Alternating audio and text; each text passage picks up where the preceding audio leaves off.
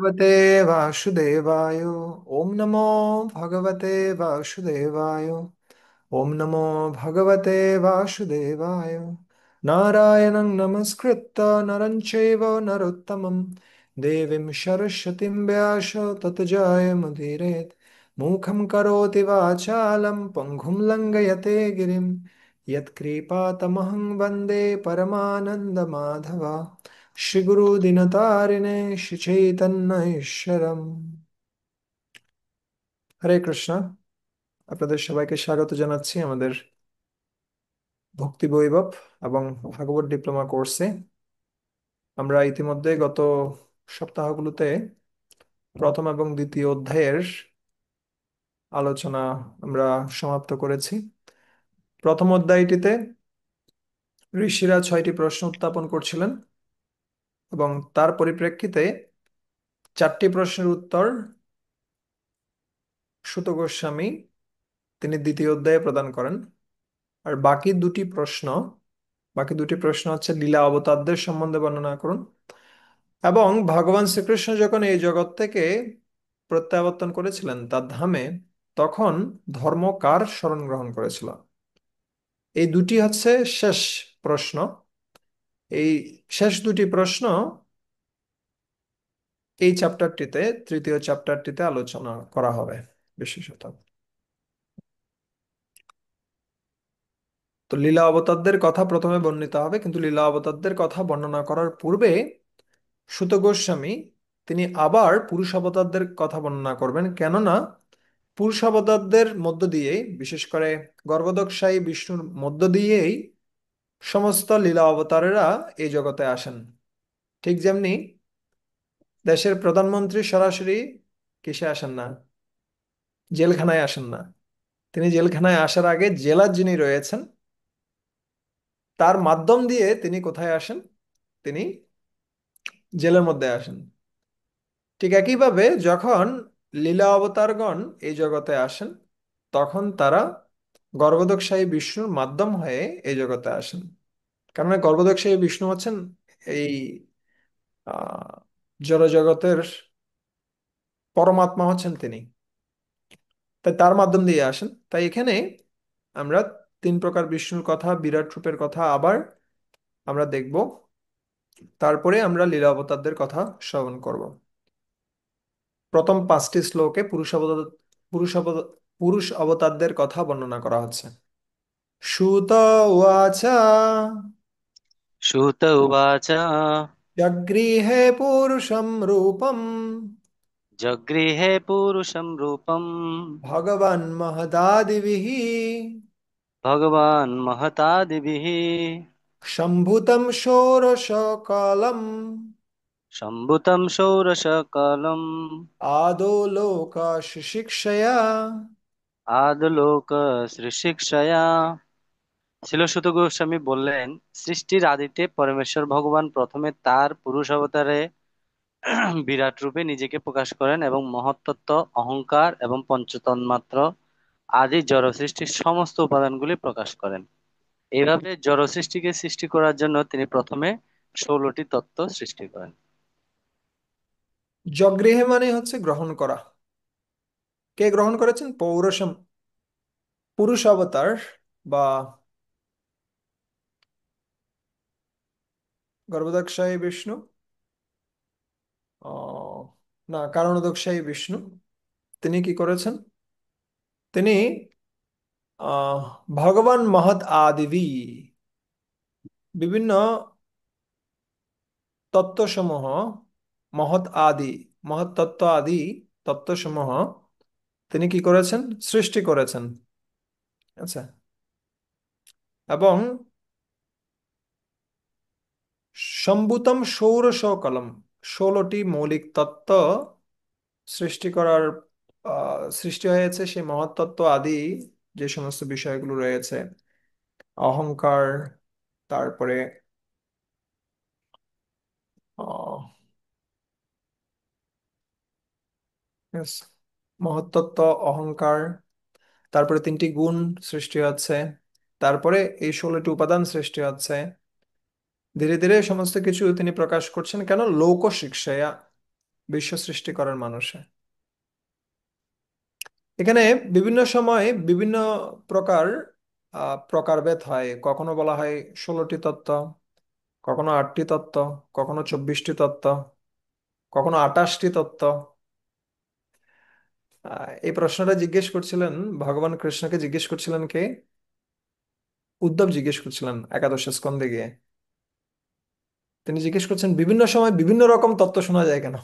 কখনো 8টা তত্ত্ব, কখনো 5টা তত্ত্ব, কখনো 16টা তত্ত্ব, কখনো 24টা তত্ত্ব, কখনো 28টা তত্ত্ব। এরকম কেন? কোনটা ঠিক?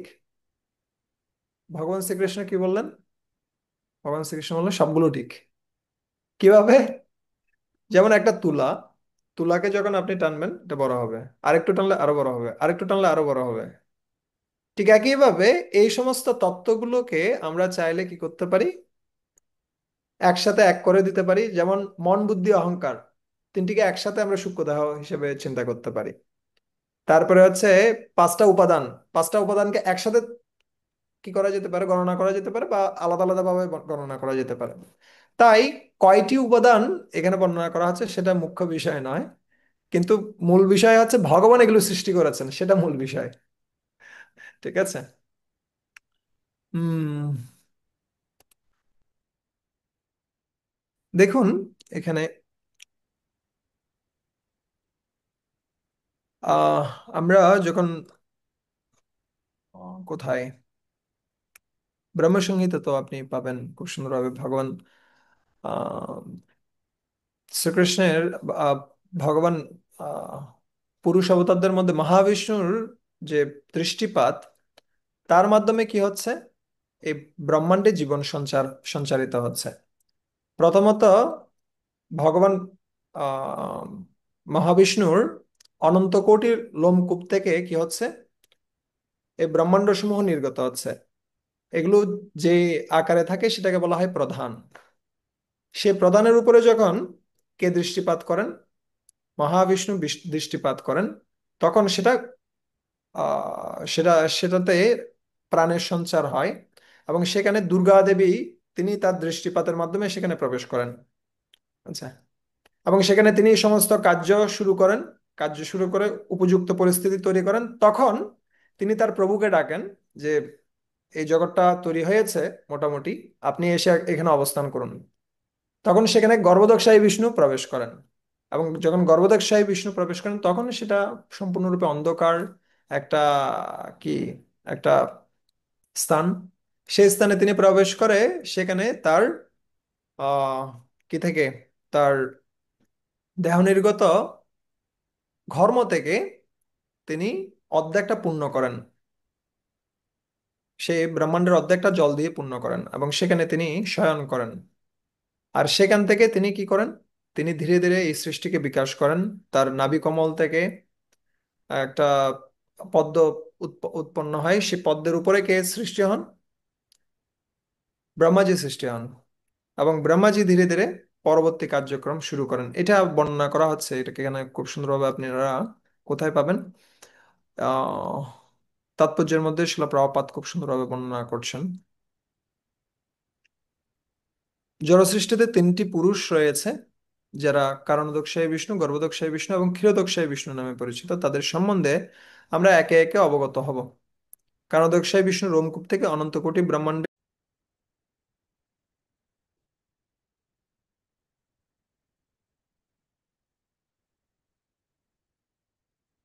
হরে কৃষ্ণ। আমরা যে বিষয়টা নিয়ে আলোচনা করছিলাম, এই 3 ধরনের বিষ্ণুর মাধ্যমে কি হচ্ছে, সৃষ্টি কার্যটা পরিচালিত হচ্ছে। কারণোদকশায়ী বিষ্ণু আছেন সমস্ত জড়জগতের পরমাত্মা। গর্ভোদকশায়ী বিষ্ণু আছেন একটি ব্রহ্মাণ্ডের পরমাত্মা। আর ক্ষীরোদকশায়ী বিষ্ণু আছেন প্রত্যেকটি অনুপরমাণুতে অবস্থান করছেন এবং প্রত্যেকটা জীবের হৃদয়ে তিনি পরমাত্মা হিসেবে কাজ করছেন। কিন্তু এই সৃষ্টি তিনি কেন করেছেন? লোক ও শিক্ষয়া, কেন তিনি এই সৃষ্টি করার ইচ্ছা করলেন? কেন তিনি সৃষ্টি করলেন? এটাকে নিজের জন্য তিনি সৃষ্টি করেছেন? না, এখানে কি বলছেন একটু পড়ুন তো। নিত্যবদ্ধ। ও, আমি তো কি করে নেই। মধুমঙ্গল প্রভু।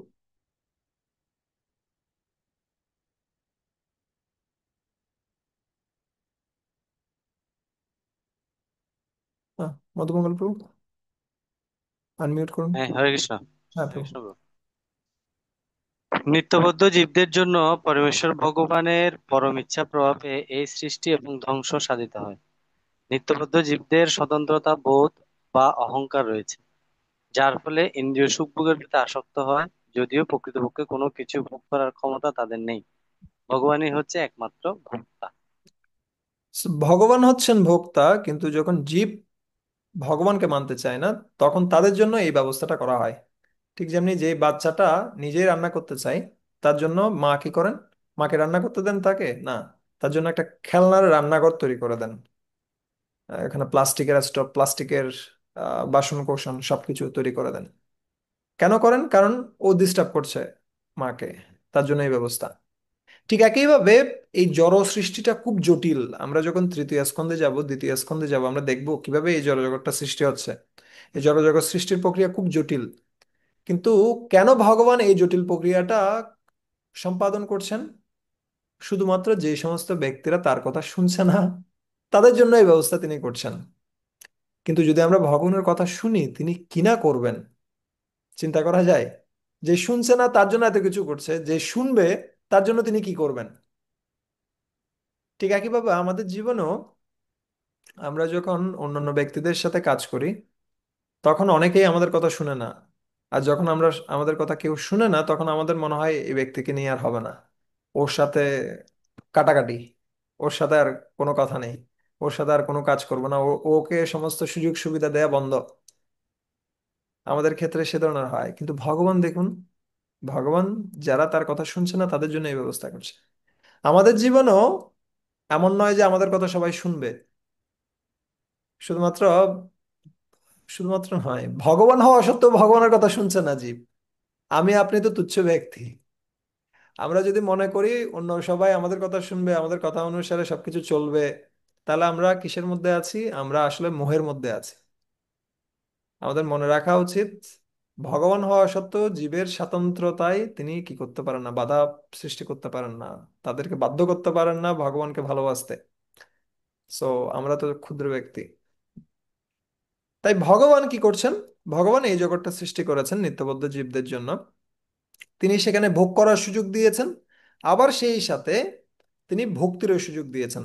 কিন্তু চয়েসটা আমাদের, আমরা ভোগ করব নাকি ভক্তি করব।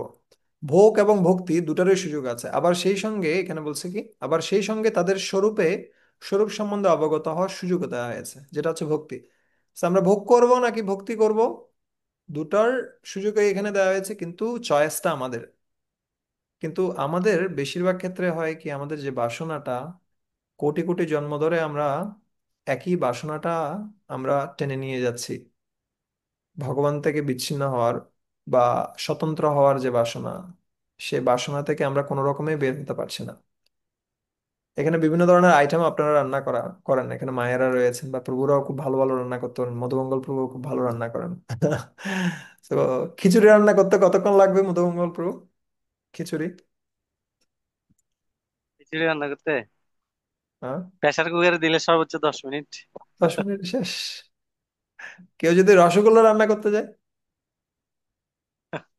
রসগোল্লা রান্না করতে গেলে তো অনেকটা সময় লাগবে, প্রায় ঘন্টা 1.5 ঘন্টা। ঘন্টা, দেড় এটা ঘন্টা হচ্ছে যে আপনি কোন ধরনের রসগোল্লা বানাচ্ছেন সেটার উপর নির্ভর করে। সেটার উপর নির্ভর করছে। তাহলে রসগোল্লাতে 2 ঘন্টা, পনির রান্না করতে তাও 1 ঘন্টা লাগবে। হ্যাঁ। পনির রান্না করতে 1 ঘন্টা, রসগোল্লায় 2 ঘন্টা, খিচুড়ি রান্না করতে 10-15 মিনিট, 20 মিনিট, আলু ভর্তা রান্না করতে তাও এরকম। কোনোটাই কিন্তু 2 ঘন্টা, 3 ঘন্টা, 4 ঘন্টার বেশি না, এতটুকুর মধ্যেই। কিন্তু বাসনাকে রান্না করতে কোটি কোটি জন্মও হয় না, কোটি কোটি জন্ম চলে যায়, কিন্তু বাসনাটা আর কোনো রকমে কি করা যায় না, রান্না করতে পারছেন না ভগবান। এই কারণে বারবার করে সৃষ্টি করছেন, বারবার করে সুযোগ দিচ্ছেন, কোনো রকম এটা সিদ্ধ হয় না। এই বাসনা কোনো রকমই সিদ্ধ হয় না, যার কারণে তিনি বারবার সুযোগ দিচ্ছেন, কিন্তু কোনো ক্রমেই সেই বাসনাকে আমরা ভোগ বাসনা থেকে কিসে পরিণত করতে পারছি না, আমাদের সেবা বাসনায় তো পরিণত করতে পারছি না। এই কারণেই আমাদেরকে এই জগতে থাকতে হচ্ছে। কিন্তু যারা এই স্বরূপগত সত্যকে উপলব্ধি করতে পারে না, তারা এই জড়জগতের প্রলয়ের পর মহত্তত্ত্বে লীন হয়ে যায়। তারপর আবার যখন সৃষ্টি হয় তখন তারা মহত্তত্ত্ব থেকে জেগে ওঠে। সো একটা ব্রহ্মাণ্ডের আয়ুষ্কাল শেষ হচ্ছে, সেই ব্রহ্মাণ্ডটা ভগবান বিষ্ণুর দেহে আবার প্রবেশ করছে, আবার নতুন ব্রহ্মাণ্ডের কার্য শুরু হচ্ছে, আবার সেখানে সৃষ্টি কার্য চলছে। এই জন্য বলছি কি, ব্রহ্মাণ্ড ভ্রমিতে কোনো ভাগ্যবান জীব গুরু কৃষ্ণ প্রসাদে পাই ভক্তিলতা বীজ। ব্রহ্মাণ্ড ভ্রমিতে, ব্রহ্মাণ্ড ভ্রমিতে মানে কি, একটা ব্রহ্মাণ্ডের কাজ শেষ, সেই ব্রহ্মাণ্ড থেকে আরেকটা ব্রহ্মাণ্ডে যাচ্ছে, ওই ব্রহ্মাণ্ড থেকে আরেকটা ব্রহ্মাণ্ডে, এভাবে করতে করতে একটা ব্রহ্মাণ্ডের পর একটা ব্রহ্মাণ্ড আমরা ভ্রমণ করছি। কিন্তু গুরু কৃষ্ণ প্রসাদে পাই ভক্তলতার বীজ। এইবারে একটা বিশেষ সুযোগ হয়েছে আমাদের জন্য, আমরা গুরু এবং বৈষ্ণবদের কৃপায় ভক্তিলতার বীজ আমরা প্রাপ্ত হয়েছি। আমাদের এটাকে হেলায় ফেলায় নষ্ট করা উচিত নয়।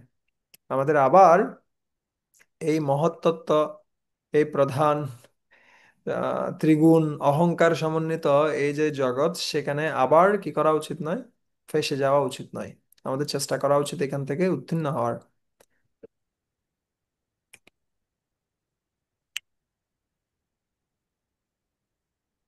তারপরে ভগবান আহ তিনি কি করেন, তিনি কারণোদকশায়ী যখন ব্রহ্মাণ্ড তৈরি হচ্ছে, সেই ব্রহ্মাণ্ডের মধ্যে তিনি গর্ভোদকশায়ী বিষ্ণু রূপে তিনি সেখানে প্রবেশ করেন।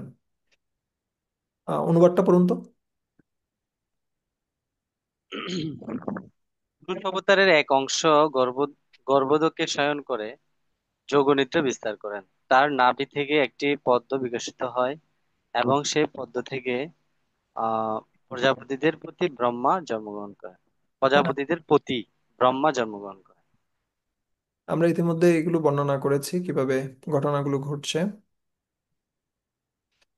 So,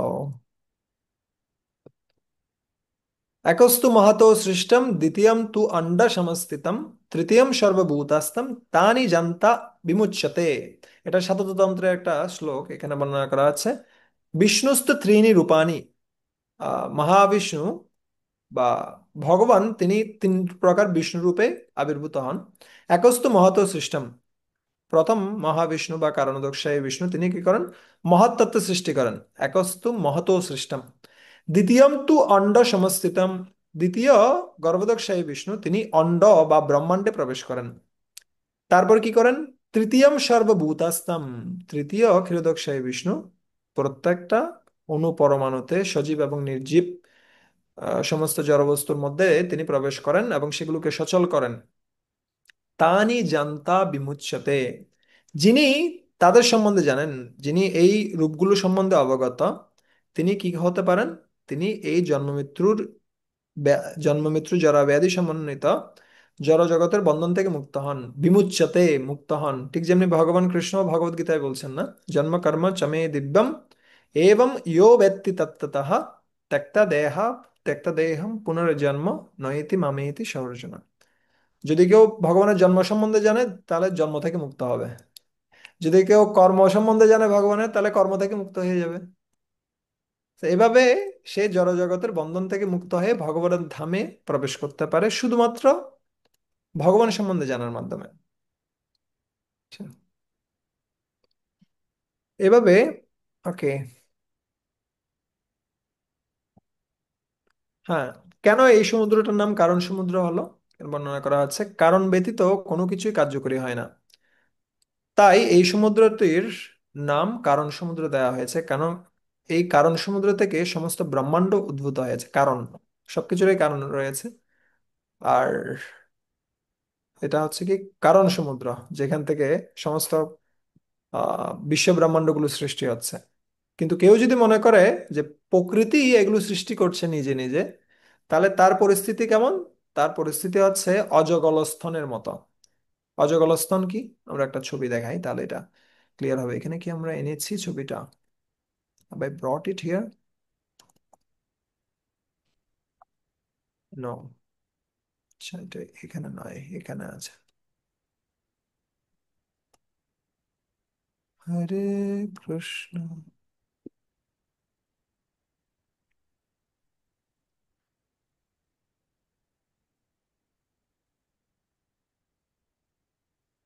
বারবার এটা দেখাচ্ছে কেন?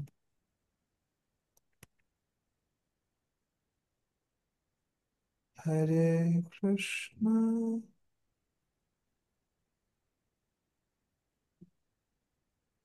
হুম। Yes, দেখেন, continue to share. Okay. So এখানে ছাগলের গলায় কিন্তু দুটো কি দেখা যাচ্ছে, স্তনের মতো দেখা যাচ্ছে, অজগল স্তন বলা হয়। So, দেখতে স্তনের মতো লাগলেও এগুলো থেকে কি বের হয় না, দুধ বের হবে না। ঠিক একইভাবে যদি আমরা মনে করি প্রকৃতি এই জড়জগতের সৃষ্টির কারণ, তাহলে ঠিক এটা অজগল স্তন থেকে কি নির্গত হবে, দুধ নির্গত হবে, সে ধরনের চিন্তা করার মতোই। So, আপনাদের পরীক্ষায়ও এ ধরনের কিছু ছবি দেয়া হবে। ছবি বর্ণনা করতে হবে কিসের ভিত্তিতে? শিলা প্রপাতের তাৎপর্যের ভিত্তিতে। ঠিক আছে, এটা হচ্ছে উপমার একটা পরীক্ষা। উপমাগুলো সবগুলো লেখা হয়েছে ইতিমধ্যে, আপনারা আপনারা মডিউলটাতে পাবেন। সো সেখান থেকে আমরা কিছু ছবি দিব, সেই ছবি দেখে আপনাকে উপমাটা লিখতে হবে। এটা হচ্ছে পরীক্ষা বিষয়ত। অজগলস্তন।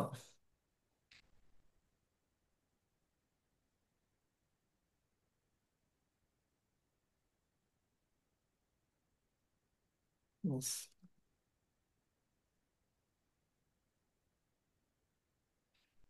তারপরে বিরাট রূপের কথা বর্ণনা করা আছে, পড়ুন তো অনুবাদটা।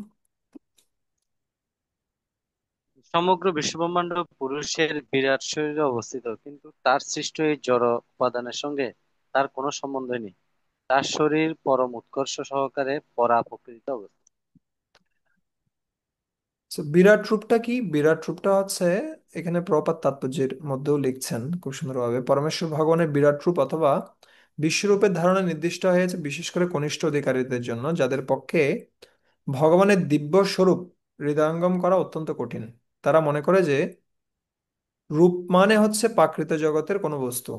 তাই প্রারম্ভিক স্তরে অদ্বৈত তত্ত্ব সম্বন্ধে একটি বিপরীত ধারণার প্রয়োজন পড়ে, যাতে তারা ভগবানের শক্তি বিস্তারের ধ্যানে মনকে নিমগ্ন করতে পারে। বিরাট রূপ কি আমরা ইতিমধ্যেই দেখলাম, যে ভগবান বিষ্ণুর নাভি কমল থেকে কে সৃষ্টি হয়েছেন? নাভি কমলের উপরে ব্রহ্মাজি সৃষ্টি হয়েছেন। নাভি থেকে একটা পদ্ম ফুল সৃষ্টি হয়েছে, সেই পদ্ম ফুলের উপরে ব্রহ্মাজি সৃষ্টি হয়েছে।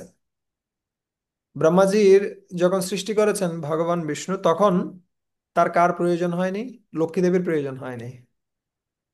যদিও লক্ষ্মী দেবীকে ব্রহ্মাজির মাতা হিসাবে স্বীকার করা হয়, কিন্তু সেটা কিসের জন্য নয়।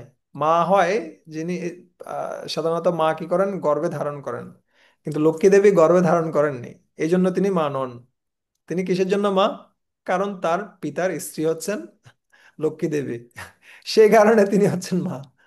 কিন্তু ভগবান বিষ্ণুর ক্ষেত্রে তিনি যখন সৃষ্টি কার্য করছেন, তার কারোর প্রয়োজন হয় না। এই জগতে যখন আমরা কোনো একটা সন্তান উৎপাদন করতে যাই, আমাদের স্ত্রীর প্রয়োজন। কিন্তু কার ক্ষেত্রে প্রয়োজন নেই? ভগবান বিষ্ণুর প্রয়োজন নেই, তিনি ইচ্ছা করা মাত্রই তিনি সৃষ্টি করতে পারেন। যখন তিনি সৃষ্টি করেছেন, সেখানে কি সৃষ্টি হয়েছে? 14টা লোক সৃষ্টি হয়ে গেছে। এই যে যে নাভি কমলটা সৃষ্টি হয়েছে, সেই নাল থেকে সেখানে 14টি আহ লোক সৃষ্টি হয়েছে, যেটা পরবর্তীতে কে বিভক্ত করবেন? ব্রহ্মাজি বিভক্ত করবেন খুব সুন্দরভাবে। কিন্তু এই সমস্ত লোক, পাতাল থেকে শুরু করে ব্রহ্মলোক পর্যন্ত, এগুলো এক একটি লোককে ভগবানের এক একটি অঙ্গের সাথে তুলনা করা হয়। ঠিক যেমনি পাতাল লোককে ভগবানের চরণের সাথে তুলনা করা আছে, সত্যলোককে তুলনা করা আছে ভগবানের মস্তকের সাথে, তারপরে হচ্ছে পাহাড় সমূহকে তুলনা করা হচ্ছে কিসের সাথে? অস্থির সাথে। নদীকে তুলনা করা হচ্ছে ভগবানের নারীর সাথে। সেভাবে বিভিন্ন বস্তুর সাথে, আহ বিভিন্ন বস্তু, যা কিছু আমরা আমাদের কাছে দৃশ্যমান রয়েছে, সেগুলোর সাথে ভগবানের বিভিন্ন অঙ্গের তুলনা করা হচ্ছে। এবং এভাবে যে সমস্ত ব্যক্তি সরাসরি ভগবানকে দেখার সুযোগ নেই, অথবা যে প্রকৃত প্রাকৃত বস্তু ব্যতীত অন্য কিছু দেখতে পারে না, তাদের জন্য একটা সুযোগ দেওয়া হয়েছে ভগবানকে স্মরণ করার। যা কিছু আমরা দেখব তার সাথে আমরা কিভাবে ভগবানকে যুক্ত করতে পারি, সেটার একটা প্রক্রিয়া আছে বিরাট রূপ। কিন্তু এটা কল্পিত রূপ। কিভাবে কল্পিত? কারণ ভগবানের কোনো প্রাকৃত রূপ নেই বা ভগবানের কোনো জড়জাগতিক রূপ নেই। ভগবানের রূপ হচ্ছে সচ্চিত আনন্দময়। কিন্তু এই জড় সৃষ্টির মধ্যেও আমরা যখন ভগবানের রূপ দর্শন করার প্রচেষ্টা করছি তখন সেটাকে বলা হচ্ছে কি, সেটাকে বলা হচ্ছে বিরাট রূপ। এবং এটা অনুমোদিত, এটা অনুমোদিত একটা প্রক্রিয়া কাদের জন্য? বিশেষত যারা ভগবানের দিব্য রূপ হৃদয়ঙ্গম করতে পারে না, বিশেষ করে নির্বিশেষবাদীদের জন্য এটা বিশেষ সহায়তা প্রদান করে। তাদের ধ্যান ধারণার প্রাথমিক পর্যায়ে তারা এই কার্যটি করে থাকে বিশেষভাবে। তাই এই যে বিরাট রূপ, বিরাট রূপটা কাল্পনিক, কিন্তু ভগবান কাল্পনিক নন। এই জড় জগৎটা কল্পনা নয়, এই জড়জগৎটাও কল্পনা নয়, ভগবানও কাল্পনিক নয়, নন। কিন্তু জড়জগতের সাথে ভগবানের যে সম্পর্ক সেটা হচ্ছে কাল্পনিক। কিন্তু এই কল্পনা করার যে প্রক্রিয়া সেটা শাস্ত্র অনুমোদিত। আমার এখনো মনে পড়ে যখন আহ প্রথমবারের মতো এই বিষয়টা নিয়ে আলোচনা হচ্ছিল মন্দিরে, আমরা যখন প্রথম প্রথম ভক্তিতে আসছিলাম, সে সময়টাতে মন্দিরে নাইট স্টে হতো রাত্রিবেলা। আমরা কখন বৃহস্পতিবার রাত্রে চলে আসতাম, থাকতাম মন্দিরে। আহ, রাত্রিবেলা ক্লাস হতো বিভিন্ন বিষয়ে। তো একদিন এই বিষয়টা নিয়ে ক্লাস হচ্ছিল, বিরাট রূপের বিষয়ে। ক্লাসটাতে খুব সুন্দর একটা পয়েন্ট আলোচনা হয়েছিল, যে যা কিছু আমরা দেখবো সেটার সাথে যেন আমরা কৃষ্ণকে তুলনা, কৃষ্ণের বিভিন্ন বিভূতির সাথে আমরা যেন কি করতে পারি, যুক্ত করতে পারি। যেমন আমরা যখন সূর্য দেখবো তখন যেন আমরা ভগবানের চক্ষুর কথা মনে করি। আমরা যখন কোথাও যাচ্ছি, আমরা যখন বৃক্ষ দেখতে পাচ্ছি, আমরা যখন পাহাড় দেখতে পাচ্ছি, সেগুলোর সাথে যেন আমরা কাকে তুলনা করি? ভগবানের। আহ পাহাড় যখন দেখছি আমরা ভগবানের অস্থি, ভগবানের কেশরাশি। বৃক্ষ যখন দেখছি এভাবে বিভিন্ন কিছুর সাথে তুলনা করা যেতে পারে। এভাবে আমরা সবসময় ভগবানকে স্মরণ করতে পারি। এই কথাগুলো যখন আমি শুনছিলাম আগের দিন, পরের দিন যখন আমি বিশ্ববিদ্যালয়ে যাচ্ছি, যাওয়ার সময় আমি ট্রেনে যাওয়ার সময় আমি যা কিছু দেখছি সেটার সাথে আমি চিন্তা করছিলাম, এটাকে কিসের সাথে তুলনা করা হয়েছে, ওটাকে কিসের সাথে তুলনা করা হয়েছে, ওটাকে কিসের সাথে তুলনা করা হয়েছে। অন্ততপক্ষে এই সময়টাতে আমি কৃষ্ণ ভাবনাময় ছিলাম। আমি সেটা মনে করছিলাম এটা একটা ভালো প্রক্রিয়া হতে পারে। যেটা মহাপ্রভুর ক্ষেত্রেও আরো উন্নত স্তরে রয়েছে। মহাপ্রভু কি করতেন? চটক পর্বত দেখে তিনি কার কথা মনে করতেন? গোবর্ধনের কথা মনে করতেন। আচ্ছা, যত্র যত্র নেত্র পরে তত্র কৃষ্ণ স্ফুরে। রাধারানীর সম্বন্ধে বর্ণনা করা আছে, কৃষ্ণময়ী, কৃষ্ণ যার ভিতর ও বাহিরে, যত্র যত্র নেত্র পরে তত্র কৃষ্ণ স্ফুরে। তিনি সম্পূর্ণরূপে কৃষ্ণময়ী, সবকিছুতে তিনি কৃষ্ণকে দর্শন করেন। সেটা সর্বোচ্চ স্তরের দর্শন। কিন্তু একটু নিম্ন স্তরের দর্শন যেটা আমরা এখানে দেখতে পাচ্ছি সেটা হচ্ছে বিরাট রূপ, ভগবানের বিভিন্ন অঙ্গের সাথে তুলনা করা, যেটা কাল্পনিক, যেহেতু ভগবানের কোনো জড় রূপ নেই। হ্যাঁ, পরেরটার অনুবাদ পড়ুন তো। ভক্তরা তাদের বিজ্ঞান চক্ষু দ্বারা পরম চমৎকার অসংখ্য হস্ত পদ মুখ যুক্ত পুরুষের দিব্য রূপ দর্শন করেন। সেই শরীরে অসংখ্য মস্তক, কর্ণ, চক্ষু, নাসিকা রয়েছে। সেগুলো অসংখ্য মুকুট, উজ্জ্বল কুণ্ডল এবং মালিকার দ্বারা শোভিত। পশ্যন্তি অধ রূপম অদভ্র চক্ষুষা। অদভ্র চক্ষুষা মানে হচ্ছে যাদের চক্ষু অদভ্রা, মানে পুণ্য, যাদের কি রয়েছে, পরিপূর্ণ চক্ষু রয়েছে। বা ব্রহ্মসংহিতাতে বর্ণনা করা আছে প্রেমাঞ্জন ছুরিতা ভক্তি বিলোচনায় না, যাদের প্রেমরূপ অঞ্জন দ্বারা যাদের চক্ষু কি হয়েছে, রঞ্জিত হয়েছে, তারা কাকে দেখতে পায়? ভগবানকে দেখতে পায়। কিন্তু এখানে যে ভগবানের কথা বর্ণনা করা আছে সেটা হচ্ছে কি সহস্রপাত, সহস্র উরু, সহস্র ভুজা, যেটা পুরুষোত্তম মন্ত্রে বর্ণনা করা আছে যে ভগবানের রূপ কেমন। তার সহস্র মস্তক রয়েছে, সহস্র হস্ত রয়েছে, সহস্র পাদ রয়েছে। এগুলো বর্ণনা করার অর্থটা কি? অর্থ হচ্ছে ভগবান কত বিশাল সেটা আমাদেরকে কি করা হচ্ছে, স্মরণ স্মরণ করানো হচ্ছে। এবং দক্ষিণ ভারতে গেলেও ওখানেও ওরা মনে করে, আমরা কিছুদিন আগে, গত বছরের শেষের দিকে আমরা দক্ষিণ ভারতে গিয়েছিলাম, ওখানেও ওরা মনে করে থাকে ভগবান মানে কি, ভগবান মানে অনেক হাত থাকতে হবে, অনেক পা থাকতে হবে, অনেক কি থাকতে হবে, চোখ থাকবে, তাহলে হচ্ছে ভগবান। আবার অনেকে মনে করে কেন কৃষ্ণ ভগবান নয়, কেন বিষ্ণু ভগবান, কারণ বিষ্ণুর 4টা হাত আর কৃষ্ণের 2টা হাত। আচ্ছা, হাত যার বেশি থাকবে, চোখ যার বেশি থাকবে, কান যার বেশি থাকবে, তিনি হচ্ছেন কে? তিনি হচ্ছেন ভগবান। কিন্তু এই ধারণাটা সঠিক নয়। যারা ভগবান কৃষ্ণের শ্যাম সুন্দর রূপ উপলব্ধি করতে পারে না, তাদের জন্য এই সমস্ত রূপের কথা বর্ণনা করা আছে। তো মহাপ্রভু খুব সুন্দরভাবে বর্ণনা করছেন, শ্যামম এব পরম রূপম পুরী মধুপুরী বরা বয়ো কৈশরিকো ধেয়ম আদ্য এব পরোরস। শ্যামম এব পরম রূপম, সর্বোচ্চ রূপটা হচ্ছে কি? শ্যাম সুন্দর মুরলীধর ভগবান কৃষ্ণ। ঠিক আছে? পুরী মধুপুরী ভরা, সমস্ত পুরীর মধ্যে, সমস্ত ধামের মধ্যে মথুরাপুরী বৃন্দাবন ধাম হচ্ছে শ্রেষ্ঠ। ঠিক আছে? বয় কৈশোরিক ধ্যেয়ম, সমস্ত ভগবানের বিভিন্ন রূপ রয়েছে, কিন্তু তার মধ্যে কিশোর রূপ হচ্ছে সর্বশ্রেষ্ঠ। So, এইভাবে বর্ণনা করা হচ্ছে, কিন্তু এখানে যে বর্ণনাটা দেওয়া হয়েছে সেটা কাদের জন্য? বিশেষত যারা কনিষ্ঠ স্তরে রয়েছে তাদের জন্য বর্ণনা করা হচ্ছে। কেন?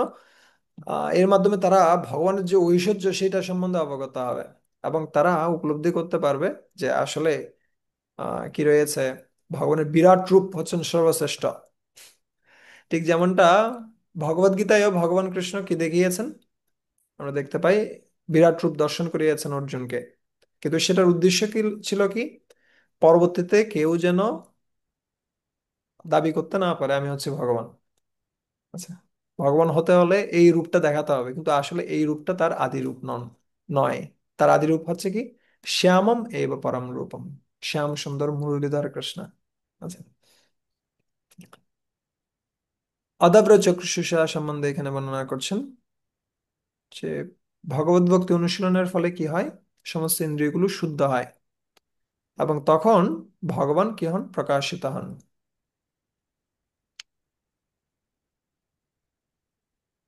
ওকে, এখানে খুব সুন্দর একটা পয়েন্ট বলছেন শিলা প্রপাত, এটা একটু পড়ুন তো। এই জড়জগতে এই জড়জগতেও আমরা আমাদের চক্ষুর দ্বারা সব সময় সবকিছু দর্শন করতে পারি না। অভিজ্ঞ ব্যক্তির অভিজ্ঞতার মাধ্যমে আমরা অনেক কিছু দর্শন করে থাকি। জড় বিষয়ে যদি আমাদের এইভাবে অভিজ্ঞতা সঞ্চয় করতে হয়, তাহলে চিন্ময় বিষয়ের ব্যাপারে তা আরো বেশি করে প্রয়োজন। আপনি যদি একটা এক্সরে নেন, আপনি কিছুই বুঝবেন না, কিন্তু ডাক্তার বুঝবে সেটা।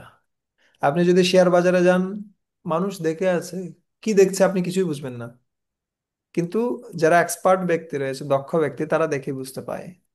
একটা বাচ্চা ছেলে ছোটবেলায় ও এবিসিডি পড়ছিল, ও যখন প্রাইমারি স্কুল থেকে হাই স্কুলে গেছে, তখন সে আবার এবিসিডি পড়ছে। D, A B, A B C, এগুলোর মাধ্যমে ও কি করছে? ও আসলে জ্যামিতি করছে। কিন্তু মা জিজ্ঞেস করছে এ কি পড়তেছে, এই এবিসিডি তো কিসে শেষ হয়ে যাওয়ার কথা, এটা তো প্রাইমারি স্কুলে শেষ হয়ে যাওয়ার কথা, এটা 1 2 পড়া, ও আবার এখন 6 7 এসে এগুলো আবার পড়ছে কেন? আসলে ও এবিসিডি পড়ছে না, ও আসলে কি পড়ছে? জ্যামিতি পড়ছে। এখানেও অনেকগুলো বিষয় রয়েছে যেটা আমাদের অভিজ্ঞতার মাধ্যমে আমাদেরকে জানতে হয়, বা যারা অভিজ্ঞ ব্যক্তি রয়েছে তাদের কাছ থেকে জানতে হয়। ঠিক একইভাবে আমাদেরকে এই পরম তত্ত্ব জানতে হবে কার মাধ্যম দিয়ে? সুদক্ষ ব্যক্তি, সুদক্ষ সেবক, অথবা যিনি একান্ত প্রষ্টা, আহ সাক্ষাৎ হরিতেন সমস্ত শাস্ত্রই কিন্তু প্রভোর ইয়ৎ প্রিয় এব তস্য বন্দে গুরু শ্রী চরণারবিন্দ। যিনি অত্যন্ত প্রিয়, যিনি ভগবানের অত্যন্ত প্রিয়, তার মাধ্যমে তার কাছে ভগবান সমস্ত কিছু প্রকাশ করেন। ঠিক যেমনি আমাদের যে যে খুব বেশি প্রিয় থাকে তাদের কাছে আমরা ঘরের লক, এই যে কি কি রয়েছে, তালা রয়েছে, তালার নাম্বার, নাম্বার লক থাকলে নাম্বারটা আমরা কিন্তু তাদের কাছেই বলি, অন্য সবাইকে বলি না। ঠিক একইভাবে যিনি সবচেয়ে প্রিয়, তার কাছেই ভগবান গোপন কথাগুলো খুলে বলেন। সেই প্রিয় ব্যক্তিটা হচ্ছেন কে? সেই প্রিয় ব্যক্তিটা হচ্ছে গুরুদেব। গুরুদেবের মাধ্যমে আমরা সেটা জানতে পারি।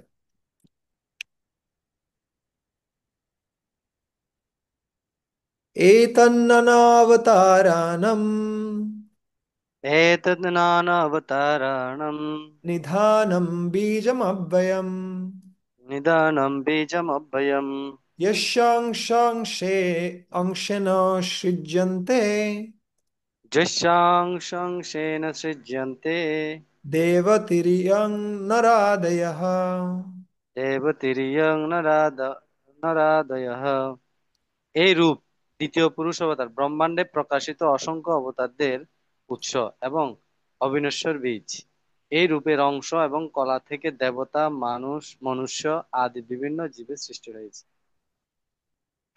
সো এই সমস্ত অবতার সমূহ আহ, তারা কোত্থেকে আসছে? তারা এই দ্বিতীয় পুরুষ অবতার বা গর্ভোদকশায় বিষ্ণু থেকে আসছেন। তিনি হচ্ছেন কি নিদানম। নিদানম মানে হচ্ছে হচ্ছে উৎস। বীজম অব্যয়ম। সাধারণত বীজ থেকে যখন বৃক্ষ হয়ে যায়, তখন সেই বীজের আর অস্তিত্ব থাকে না। সেই বীজ থেকে আপনি নতুন কোনো চারা সৃষ্টি করতে পারবেন না। কিন্তু এখানে যে বীজের কথা বর্ণনা করা আছে, সেই বীজটা কেমন? সেই বীজটা হচ্ছে অব্যয় বীজ। সেটা হাজার হাজার লক্ষ লক্ষ চারা সৃষ্টি করলেও সেটা সবসময় কি থাকে? সেটা সবসময় ইনট্যাক্ট, বা এটার কোনো পরিবর্তন হয় না। এটা অবিকৃত থেকে যায়। ঠিক আছে, অব্যয়াম, অবিকৃত অবস্থায় থেকে যায়। যার অংশ অংশ অংশ থেকে কি সৃষ্টি হচ্ছে? দেব তিরিয়ং নরাদেয়ঃ। এই রূপের অংশ এবং কলা থেকে দেবতা, মনুষ্য মনুষ্য আদি বিভিন্ন জীবের সৃষ্টি হচ্ছে। বুঝছেন? সো সমস্ত অবতার সমূহ কোথা থেকে আসছেন? সমস্ত অবতার সমূহ এই দ্বিতীয় পুরুষ অবতার অথবা গর্ভোদক সেই বিষ্ণু থেকে সৃষ্টি হচ্ছেন। সেখানে এই তাৎপর্যের মধ্যে শিলা প্রভুপাদ বিভিন্ন রকম আহ, অবতারের কথা বর্ণনা করছেন। প্রথমত এখানে গুণ অবতারের কথা বর্ণনা করা হচ্ছে। ব্রহ্মা বিষ্ণু শিব এরা হচ্ছেন গুণ অবতার।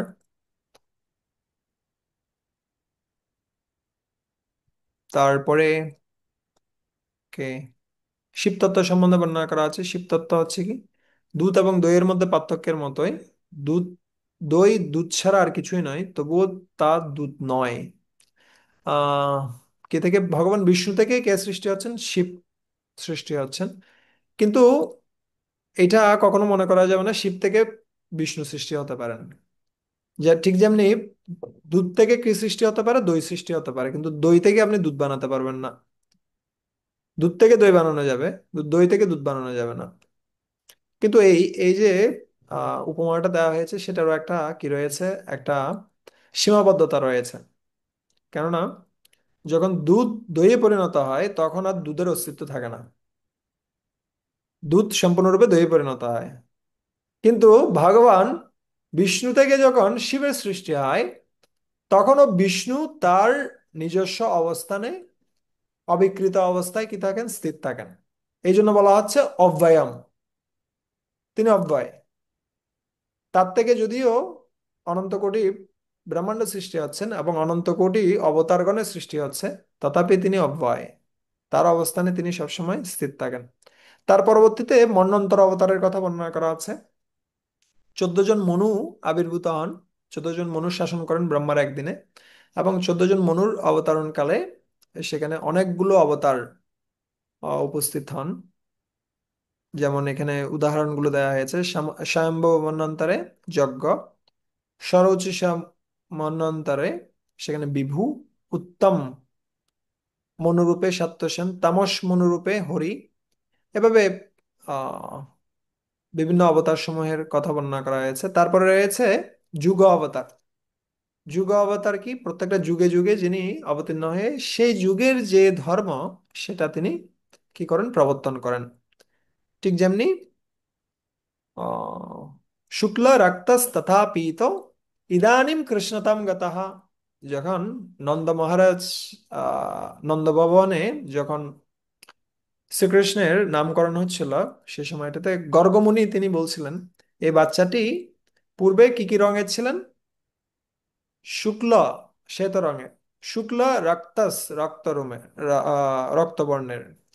তথা পীত, এবং তিনি ভবিষ্যতে পীত রূপ ধারণ করবেন। এবং বর্তমানে কি আছেন? শ্যাম। ঠিক আছে।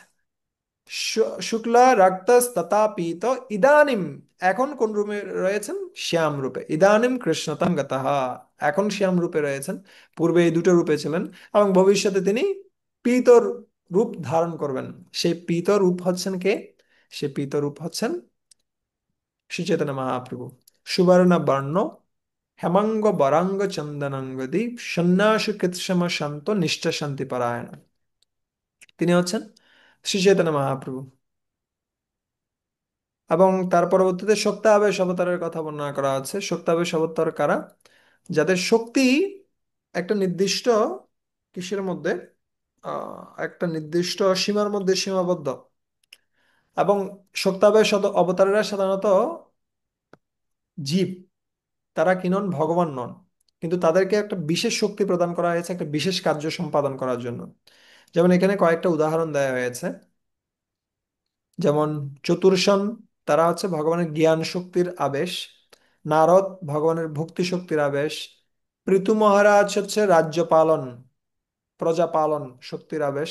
শেষ নাগ হচ্ছে ভূধারণ শক্তি। এভাবে এক একটি শক্তি এক একটা জীবের মধ্যে কি করা হয়েছে? আবিষ্ট করা হয়েছে, স্থাপিত করা হয়েছে। তাই তাদেরকে কি বলা হয়? তাদেরকে বলা হয় সত্তাবেশ অবতার। কিন্তু এই সমস্ত অবতারদের উৎস বা নিধান হচ্ছে কে? গর্ভোদকশায়ী বিষ্ণু। গর্ভোদকশায়ী বিষ্ণু থেকে সমস্ত অবতারেরা আসছে। এভাবে 5টা শ্লোকে এই তিনজন বিষ্ণুর সম্বন্ধে বর্ণনা করা হয়েছে। এখন পরবর্তী 6 থেকে 27 নম্বর শ্লোকে বিভিন্ন লীলা অবতারদের কথা বর্ণনা করা হবে।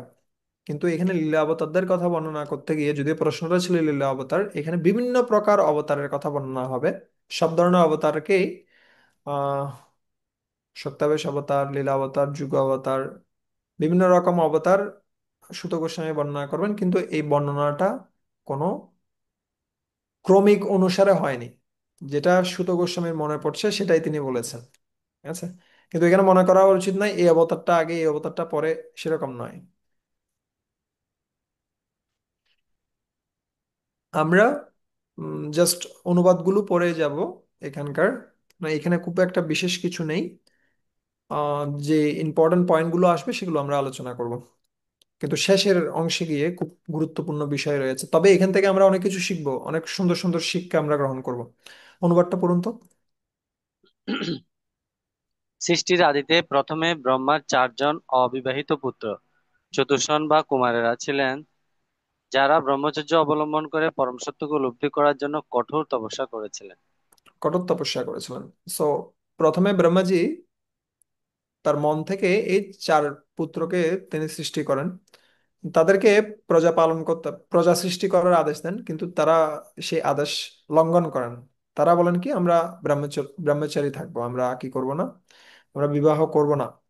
সো ওখানে আপনারা গেলে পাবেন শুধুমাত্র একটা ক্ষেত্রে পিতার আদেশ পুত্র অমান্য করতে পারে, সেটা হচ্ছে বিবাহ। আর কোনো ক্ষেত্রে পারে না। এখানে প্রভুপাদ এই শ্লোকটার তাৎপর্য শব্দার্থে শিলা প্রভুপাদ ইংলিশে খুব সুন্দর বলছিলেন। এখানে বাংলায় হয়তো ভালোভাবে বোঝা যাচ্ছে না।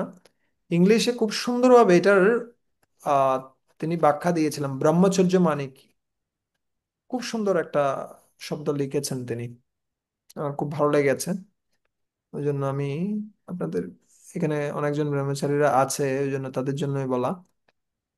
ব্রহ্মচর্যম, under discipline to realise the absolute Brahman. শব্দটা ব্যবহার করছে আন্ডার ডিসিপ্লিন। প্রথমে চলে আসছে কিন্তু ডিসিপ্লিন, আন্ডার ডিসিপ্লিন। যদিও এই শব্দটা এখানে নেই, ব্রহ্মকে জানবার পন্থা লেখা হয়েছে, আন্ডার ডিসিপ্লিনটা চলে গেছে। সো ব্রহ্মচারী মানে হচ্ছে ডিসিপ্লিন। ডিসিপ্লিন নেই, ব্রহ্মচারী নেই। যদি ব্রহ্মচারী অথরিটির কথা শুনবে না বা গুরুর আদেশ মেনে চলবে না, তাহলে ওর ব্রহ্মচারী নেই। আমাদের অনেক ক্ষেত্রে অনেকগুলো বিষয় আমরা একমত নাও হতে পারি, আমরা সেটা উপস্থাপন করতে পারি, কিন্তু আমরা যেন কখনোই অথরিটিকে অমান্য না করি। আমরা সেটা কি করতে পারি, আহ কোনো কোনো ক্ষেত্রে পরিস্থিতিটা একটু কঠিন আসতে পারে, আমরা সেটা যোগাযোগ করতে পারি। কিন্তু আমরা যখনই স্বাধীন মনে করব নিজেদেরকে, তখনই কিন্তু সমস্যা সৃষ্টি হবে।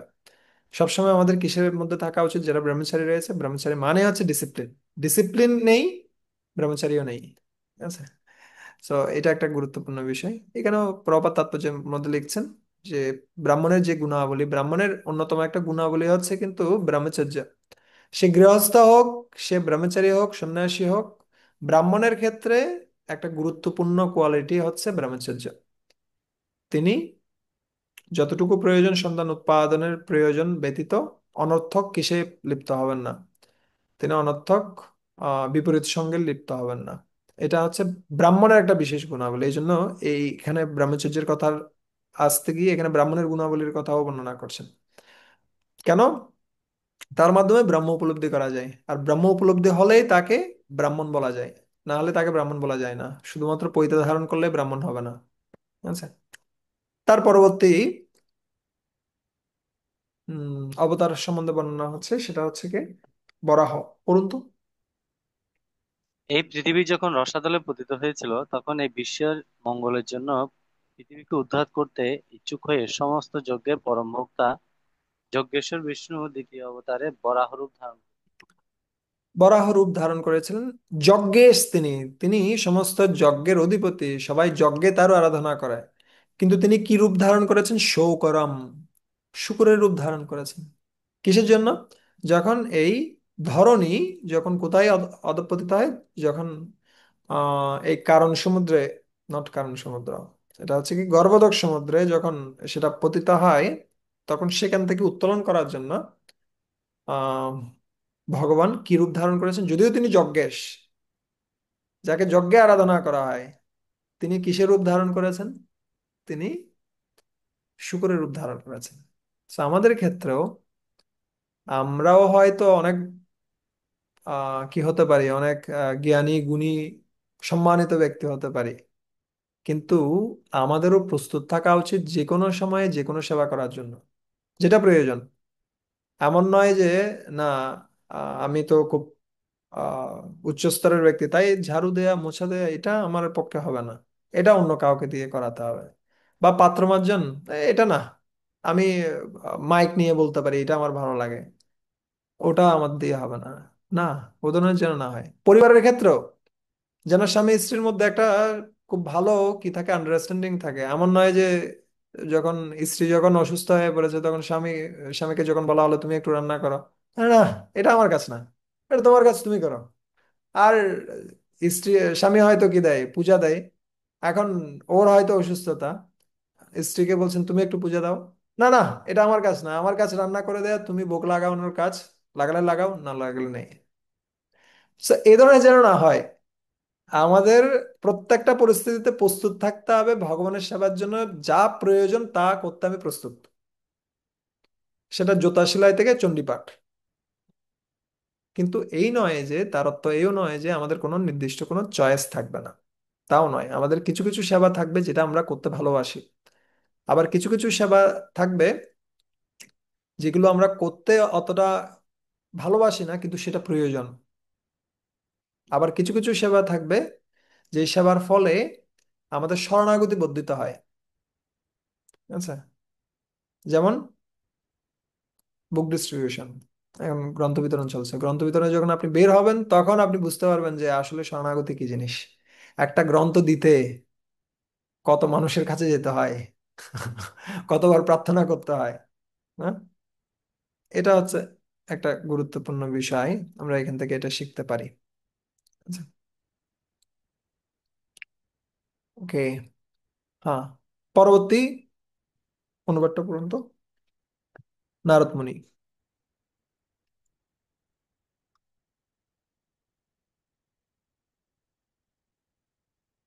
মধুমঙ্গল প্রভু। হরে কৃষ্ণ। আহ, ঋষিকল্পে পরমেশ্বর ভগবান দেবর্ষি নারদ রূপে তার তৃতীয় সপ্তাহেশ অবতারে আবির্ভূত হন। বেদে যে সমস্ত বর্ণনা ভগবত ভক্তি এবং নিষ্কাম কর্ম সম্বন্ধে জীবকে অনুপ্রাণিত করেন, তিনি সেগুলি সংকলন করেছিলেন। হুম, তিনি কি করেছেন? তন্ত্রম সত্যতম আচষ্ট, আচষ্ট মানে হচ্ছে সংগ্রহ করেছেন। সত্যতম বা ভক্তি সম্বন্ধে যে সমস্ত তন্ত্র রয়েছে বেদে, সেগুলো তিনি সংগ্রহ করেছেন। আমরা আগেও বলেছিলাম, বেদে জাস্ট 1% হয়তো উপাসনা সম্বন্ধে বর্ণনা করা আছে, ভক্তি সম্বন্ধে বর্ণনা করা আছে। তার ভিতরে 1% হচ্ছে শুদ্ধ ভক্তি সম্বন্ধে বর্ণনা করা আছে। 1%-এর 1%। ঠিক আছে। সো যা আছে সামান্য, ওই সমস্ত কিছুকে সার যেটা, ওটা তিনি কি করেছেন, সংগ্রহ করেছেন। আহ তৎসারম সমুদ্রতা, সমস্ত সারটা সংগ্রহ করেছেন, এবং তিনি এমন একটা প্রক্রিয়ায় এটাকে উপস্থাপন করেছেন। নৈষ্কর্মম কর্মণম ইয়তঃ। মানুষ সাধারণত কর্মে আসক্ত। কর্ম, কর্মই ধর্ম সবাই বলে থাকে। সো কর্মে আসক্ত, কিভাবে কর্মের মাধ্যমে তাদেরকে নৈষ্কর্মে নিয়ে যাওয়া যায়, সেটার প্রক্রিয়া কে শিখাচ্ছেন? নারদ মুনি শিখাচ্ছেন। কিভাবে তিনি শিখাচ্ছেন? তিনি নারদ পঞ্চরাত্র কি করেছেন, প্রণয়ন করেছেন। যে নারদ পঞ্চরাত্রে বর্ণনা করা আছে কিভাবে বিগ্রহের আরাধনা করতে হয়। এবং বিগ্রহের আরাধনা করার মাধ্যমে ভোর 4টা থেকে রাতের 10টা পর্যন্ত, প্রভুপাদ তাৎপর্য লিখছেন, ভোর 4টা থেকে রাতের 10টা পর্যন্ত কেউ সম্পূর্ণরূপে যুক্ত থাকতে পারে। ঠিক আছে। কেননা বেশিরভাগ মানুষেরই হরিনামে অধিকার নেই, যে পুরো দিন ধরে হরিনাম করতে পারবে সেই রকম কি নেই, শক্তি নেই। সো সেরকম শুদ্ধতাও নেই আমাদের। আমরা আমাদের কর্মে আমাদের আসক্তি রয়েছে। সেই কর্মকে ব্যবহার করে তিনি এখানে কি প্রদান করছেন? নৈষ্কর্মের প্রক্রিয়া দিয়েছেন। সেটার উদাহরণ দিচ্ছেন কিভাবে, যে অত্যধিক দুগ্ধজাত খাদ্য আহার করলে কি হয়? অজীর্ণ হয়। আমরা এটার একটা দৃষ্টান্ত এখানে দেখি। কিন্তু এটার ছবিগুলো কোথায় যাচ্ছে আমার? আর it is going power point.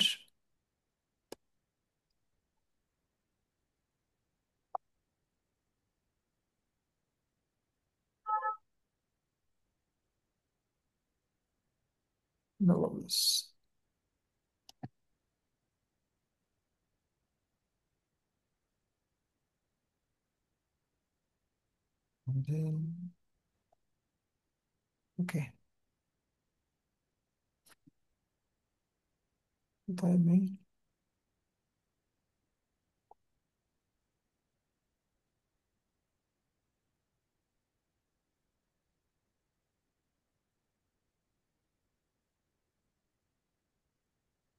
হ্যাঁ, এখানে বিভিন্ন প্রকার দুগ্ধজাত দ্রব্য আপনারা দেখতে পাচ্ছেন। ঘি, মাখন, ছানা, পায়েস, অনেক কিছু আছে এখানে। সো যদি বেশি বেশি কেউ খায় তাহলে কি সৃষ্টি হবে? ওর হজম বন্ধ হয়ে যাবে। কিন্তু একই রকম আরেকটা দুগ্ধজাত দ্রব্য রয়েছে, সেটা হচ্ছে দই। সেই দই খাওয়ার মাধ্যমে কি সৃষ্টি হবে? সেই দই খাওয়ার মাধ্যমে আমাদের হজম ক্ষমতাটা বৃদ্ধিপ্রাপ্ত হবে। বুঝছেন?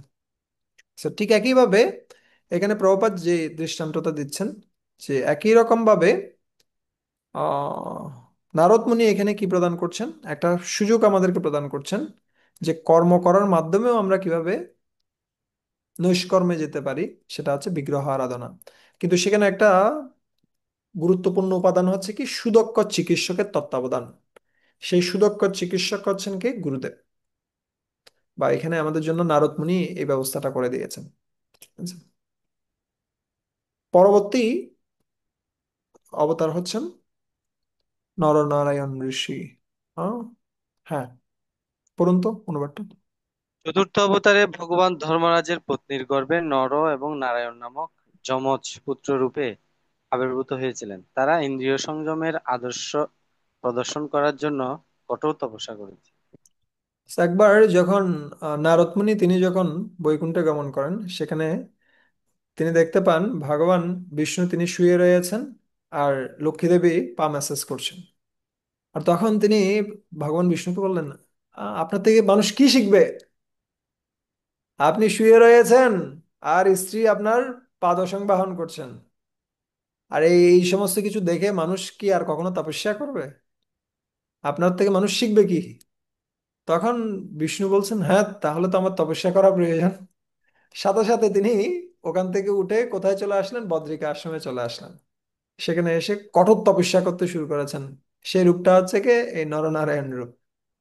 আর কে, লক্ষ্মী দেবী, তিনি একটা বদ্রি ফল, বদ্রি ফল মানে হচ্ছে কুল, কুল বৃক্ষের রূপ ধারণ করে তার প্রভুকে কি দিতে থাকলেন? ছায়া দিতে থাকলেন। ঠিক আছে, বদ্রিকা আশ্রমে। So, ভগবান আমাদেরকে শিখাচ্ছেন কিসের মাধ্যমে? নিজের দৃষ্টান্তের মাধ্যমে। একই কাজটা কে করেছেন? প্রভুপাদ তাৎপর্য লিখছেন এখানে খুব সুন্দরভাবে, যে একই কাজটা শ্রী চৈতন্য মহাপ্রভু করেছেন। মহাপ্রভু তিনি নিজে আচরণ করে শিখাতে এসেছেন। আপনি আচরি ধর্ম জীবেরে শিখায়। তিনি নিজে আচরণ করে জীবকে শিক্ষা প্রদান করবেন। আচ্ছা, যদি কেউ আচার এবং প্রচার কোনোটাই না করে, তাহলে সে কত পাবে? শূন্য। আচার এবং প্রচার দুটো করলে 100। শুধুমাত্র যদি কেউ আচার করে তাহলে কত পাবে? 50। কিছু না করলে শূন্য, আচার করলে 50। এখন যদি কেউ আচার না করে শুধুমাত্র প্রচার করে, তাহলে সে কত পাবে? শূন্য। কেন, ওখানে 50 ছিল না, এখানে 50 হওয়ার কথা। মিথিলা মাতা, আপনি কিছু বলতে চান? আহ আমাদের সুরেশ্বর প্রভু, আমাকে একটু কোহোস্ট করুন। আপনি যখন ঢুকবেন তখন ইয়াটা কি রাখেন, সুরেশ্বর প্রভু।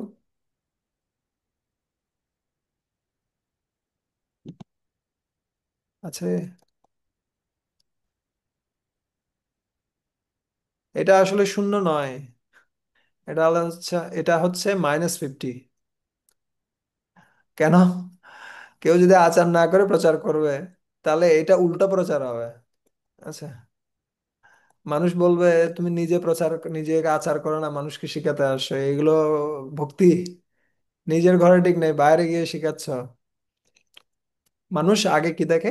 মানুষ আগে আচরণ দেখে, তারপর আচরণটাই বিশাল প্রচার।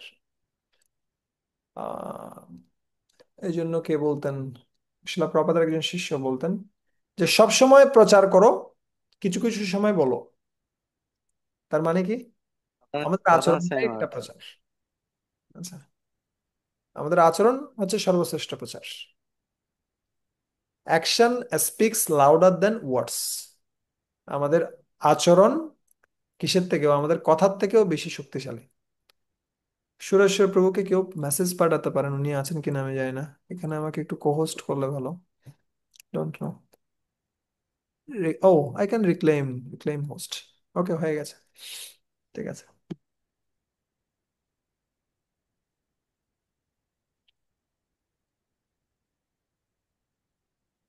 আচ্ছা, তার পরবর্তী,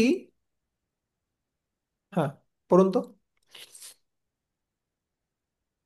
পঞ্চম অবতারে তিনি ঋষি শ্রেষ্ঠ শ্রী কপিল নামে অবতরণ করেন। তিনি আসুরি নামক ব্রাহ্মণকে সৃষ্টির উপাদানসমূহ বিশ্লেষণ করে সাংখ্য দর্শন প্রদান করেন, কেননা কালের প্রভাবে সেই জ্ঞান লুপ্ত হয়ে গিয়েছিল। আচ্ছা, সাংখ্য দর্শন দিয়েছিলেন কপিল দেব। সাংখ্য শব্দের অর্থ হচ্ছে কি? জড়জগতের উপাদানগুলোকে বিশ্লেষণ করা। ঠিক যেমনি মানুষের কাছে, যেমন আপনাকে একটা আইসক্রিম দিলে আপনার খুব ভালো লাগবে খেতে, কিন্তু আইসক্রিমটা তৈরি হচ্ছে কি দিয়ে? দুধ দিয়ে, চিনি দিয়ে, ময়দা দিয়ে। আপনাকে যদি ময়দা, চিনি, দুধ এগুলো দেয়া হয়, এগুলো আপনার অত বেশি ভালো লাগবে না। আমরা যখন মিক্স করে খুব সুন্দরভাবে বানিয়ে দেবে একটা আইসক্রিম, তখন ভালো লাগবে। ঠিক একইভাবে যখন আমরা এই জড়জগতের উপাদানগুলো জানবো, যে উপাদানগুলো দিয়ে এই জগৎটা সৃষ্টি হয়েছে, তখন আর এই জগতের প্রতি আমাদের আকর্ষণ থাকবে না। ঠিক যেমনি যারা মিষ্টি বানায় তারা মিষ্টি খেতে চায় না। কেন? কারণ ও জানে এগুলো কি কি দিয়ে আমি বানিয়েছি। ও জানে, ওই জন্য ওগুলোর প্রতি আসক্তি নেই। ঠিক একইভাবে যদি আমরা এই জগতের প্রতি আসক্তি থেকে উত্তীর্ণ হতে চাই, তাহলে আমাদের জানতে হবে এই জগৎটা কিসের কিসের কম্বিনেশন দিয়ে তৈরি করা হয়েছে। দেখতে এত চাকচিক্যময় লাগছে, কিন্তু আসলে ভিতরটা ফাফা। আচ্ছা, ভিতরের যে উপাদানগুলো সেগুলো সব জঘন্য উপাদান। সেজন্য সাংখ্য দর্শন। তার পরবর্তী অবতার দত্তাত্রেয়। পরম পুরুষের ষষ্ঠ অবতার হচ্ছে মহর্ষি অত্রির পুত্র ভগবান দত্তাত্রেয়। মাতা অনুসূয়ার প্রার্থনায় তিনি তার গর্ভে জন্মগ্রহণ করেছিলেন। তিনি অলর্ক, প্রহ্লাদ এবং অন্য অনেককে পারমার্থিক জ্ঞান দান করেছিলেন। অনুসুয়া এবং অত্রি তারা প্রার্থনা করেছিলেন যে যিনি ভগবান তিনি আসুন। এখন সবাই চলে আসছে, ব্রহ্মা বিষ্ণু শিব। এখন বলছে আপনারা তিনজনেই চলে আসুন একসাথে, আর তিনজন মিলেই দত্তাত্রেয় হয়ে যান। সো দত্তাত্রেয়ের ঘটনা অনেক জায়গায় আছে। ভাগবতম আপনি প্রহ্লাদ মহারাজকে জ্ঞান প্রদান করেছেন সপ্তম স্কন্ধে, শেষের দিকে আপনি দেখতে পাবেন। সে দত্তাত্রেয়ের কাহিনী আবার একাদশ স্কন্ধে আসবে, 24 গুরু যে ঘটনা সেটা দত্তাত্রেয় বর্ণনা করছেন। আচ্ছা, পরবর্তী অবতার। সপ্তম অবতার হচ্ছে প্রজাপতি রুচি ও তার পত্নী আকুতির পুত্র যজ্ঞ। স্বয়ম্ভু মন্বন্তরে তিনি এই ব্রহ্মাণ্ড পালন করেছিলেন এবং তার পুত্র জাম আদি দেবতারা তাকে সেই কার্যে সাহায্য করে। আহ, যজ্ঞ। ওকে, তার পরবর্তী। ভগবানের অষ্টম অবতার হচ্ছে মহারাজ নাভি ও তার পত্নী মেরুদেবীর পুত্র মহারাজ ঋষভদেব। এই অবতারে ভগবান পূর্ণ সিদ্ধি লাভের পন্থা প্রদর্শন করেছিলেন, যে পন্থা সর্বতোভাবে জিতেন্দ্রিয় এবং সমস্ত বর্ণ ও আশ্রমের মানুষদের জন্য মানুষদের দ্বারা পূজিত পরমহংসরা অবলম্বন করে থাকে। তো ঋষভদেবের বর্ণনা করা হয়েছে। ঋষভদেবের যে শিক্ষা শিল প্রপাত খুব পছন্দ করতেন, তাই ঋষভদেবের ঘটনা তিনি প্রায় বলতেন। নায়ম দেহ দেহ ভাজাম নিলোকে কষ্টান কামান আর হাতে বীরভুজাম, যে এই কিটা মনুষ্য দেহটা কিসের জন্য নয়, ইন্দ্রিয় তৃপ্তির জন্য নয়, এটা তপো দিব্যম, দিব্য তপস্যা করার জন্য। এটা এখানে বর্ণনা করছেন। তপস্যা, তপস্যার অর্থ কি? তপস্যা কথাটির অর্থ হচ্ছে স্বতঃস্ফূর্তভাবে কষ্ট স্বীকার করা এবং জড়সুখ ভোগ থেকে বিরত হওয়া। যারা জড়সুখ ভোগ থেকে বিরত হওয়ার শিক্ষা লাভ করেছেন তাদের বলা হয় ধীর, অর্থাৎ যিনি তার ইন্দ্রিয়ের দ্বারা বিচলিত হন না। এবং এই ধীরেরাই কেবল সন্ন্যাস আশ্রম গ্রহণ করতে পারেন। ইন্দ্রিয় তৃপ্তির বাদ দিয়ে কি করার জন্য? ইন্দ্রিয় সংযমের কথা তিনি বারবার করে বলেছেন। পঞ্চম স্কন্ধে গিয়ে তার শিক্ষাসমূহ আমরা প্রাপ্ত হতে পারি। তার পরবর্তী অবতার। হে বিপ্রগণ, ঋষিদের দ্বারা প্রার্থিত হয়ে নবম অবতারে ভগবান পৃথুরূপে রাজদেহ ধারণ করেছিলেন। এই পৃথিবীর ঔষধি সমূহকে তিনি দহন করেছিলেন, তাই পৃথিবী তখন পরম কমনীয় হয়ে উঠে। তার পিতা ব্যান, ব্যান খুব খারাপ প্রকৃতির ব্যক্তি ছিল। সে কি করেছিল, সমস্ত জায়গায় যজ্ঞ বন্ধ করে দিয়েছিল এবং সব মুনি ঋষিদেরকে বলছিলেন তোমরা আর ভগবানের তপস্যা করো না, তোমরা সবাই কি করো, আমার নাম কীর্তন করো। আর তখন সমস্ত ঋষিরা তাকে বিভিন্ন উপদেশ দিয়েছেন, কিন্তু সে কথা ব্যান শুনেননি। তখন ঋষিরা তাকে হত্যা করেন। আর তার পরবর্তীতে এই ঋষিরা কিন্তু নিজেরা সেই পদ দখল করেননি, যেটা আমরা বর্তমান সময়ে দেখতে পাই। সেই পদ তারা কি করেছিলেন, ব্যানের দেহকে আবার মন্থন করে সেখান থেকে কার সৃষ্টি হয়েছিল? পৃথু মহারাজের সৃষ্টি হয়েছিল, যিনি হচ্ছেন ভগবানের একজন অবতার। এটা একটু করে পড়ুন তো। আহ হ্যাঁ, যখনই এখান থেকে পড়া যেতে পারে। যখনই রাজা তার এই কর্তব্য কর্ম সম্পাদনে অবহেলা করেন, তখন সমাজের বুদ্ধিমান মানুষদের কর্তব্য হচ্ছে তাকে সিংহাসনচ্যুত করা। সমাজের অতি উন্নত শ্রেণীর বুদ্ধিমত্তা সম্পন্ন মানুষরা কিন্তু নিজেরা সিংহাসন অধিকার করে বসেন না, কেননা জনসাধারণের মঙ্গলের জন্য তাদের অনেক বেশি গুরুত্বপূর্ণ কর্তব্য রয়েছে। রাজ সিংহাসন অধিকার করার পরিবর্তে তারা ভগবানকে অবতরণ করার জন্য প্রার্থনা করেছিলেন, এবং তাদের সেই প্রার্থনা শুনে ভগবান মহারাজ পিতৃরূপে আবির্ভূত হয়েছিলেন। যথার্থ বুদ্ধিমত্তা সম্পন্ন মানুষেরা অথবা বিচক্ষণ ব্রাহ্মণেরা কখনো রাজনৈতিক পদ প্রাপ্ত হওয়ার জন্য উচ্চাকাঙ্ক্ষা পোষণ করেন না। ইয়েস, আমাদের ক্ষেত্রে খুব সাবধান থাকতে হবে। আমাদের যে সংগঠন সেটা কোনো রাজনৈতিক সংগঠন নয়, এটা সম্পূর্ণরূপে কৃষ্ণ ভক্তির আন্দোলন। আমাদের রাজনৈতিক পরিস্থিতির সাথে আমাদের কোনো সম্পর্ক নেই।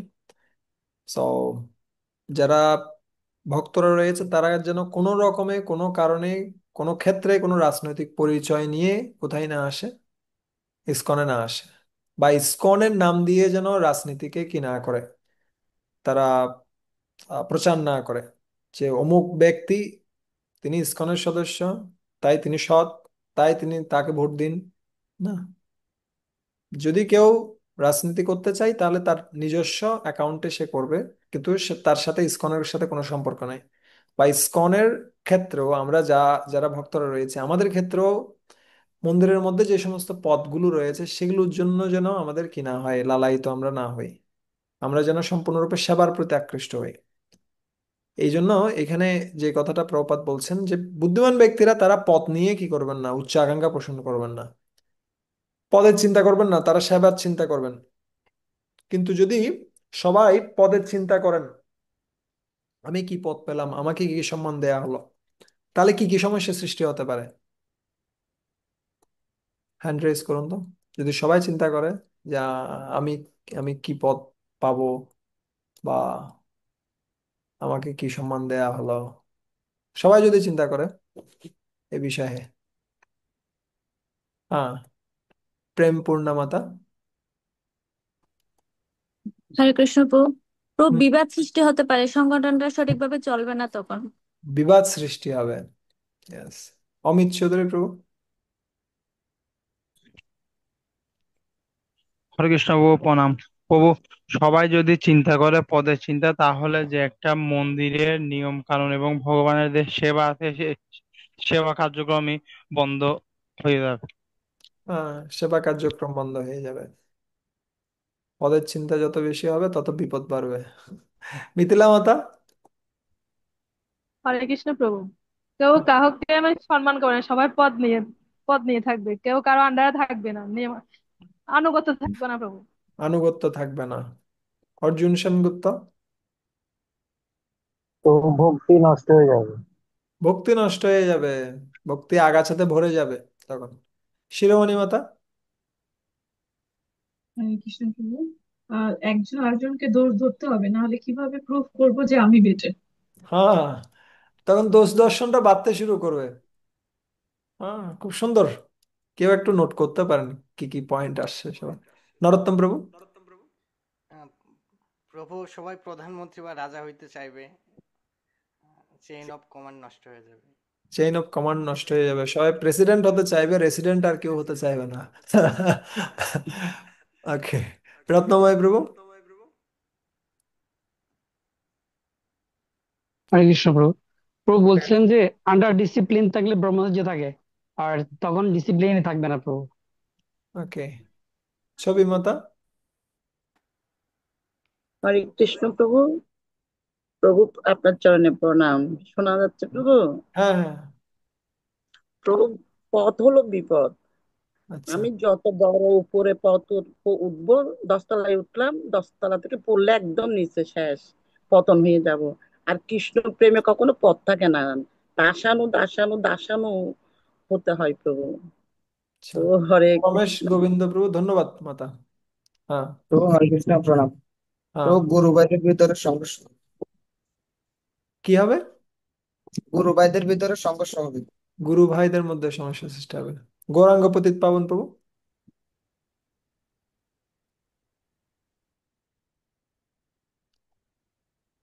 আনমিউট করুন, কি বলছেন? একটা পথ নেওয়ার জন্য আমার উপরে যে এরকম টেস্ট হবে, তার কি করে আমি মানে বিভিন্ন ধরনের মানে লেগে দিল তাকে নামানোর কথা জন্য আর কি। ক্লিয়ার না, সিম্পল সিম্পল সিম্পল কথা বলুন। আচ্ছা, আমার উপরে যিনি পদে আছে সে পদটা পাওয়ার জন্য মানে যে কোনো পদক্ষেপ স্টেপ দিব তখন।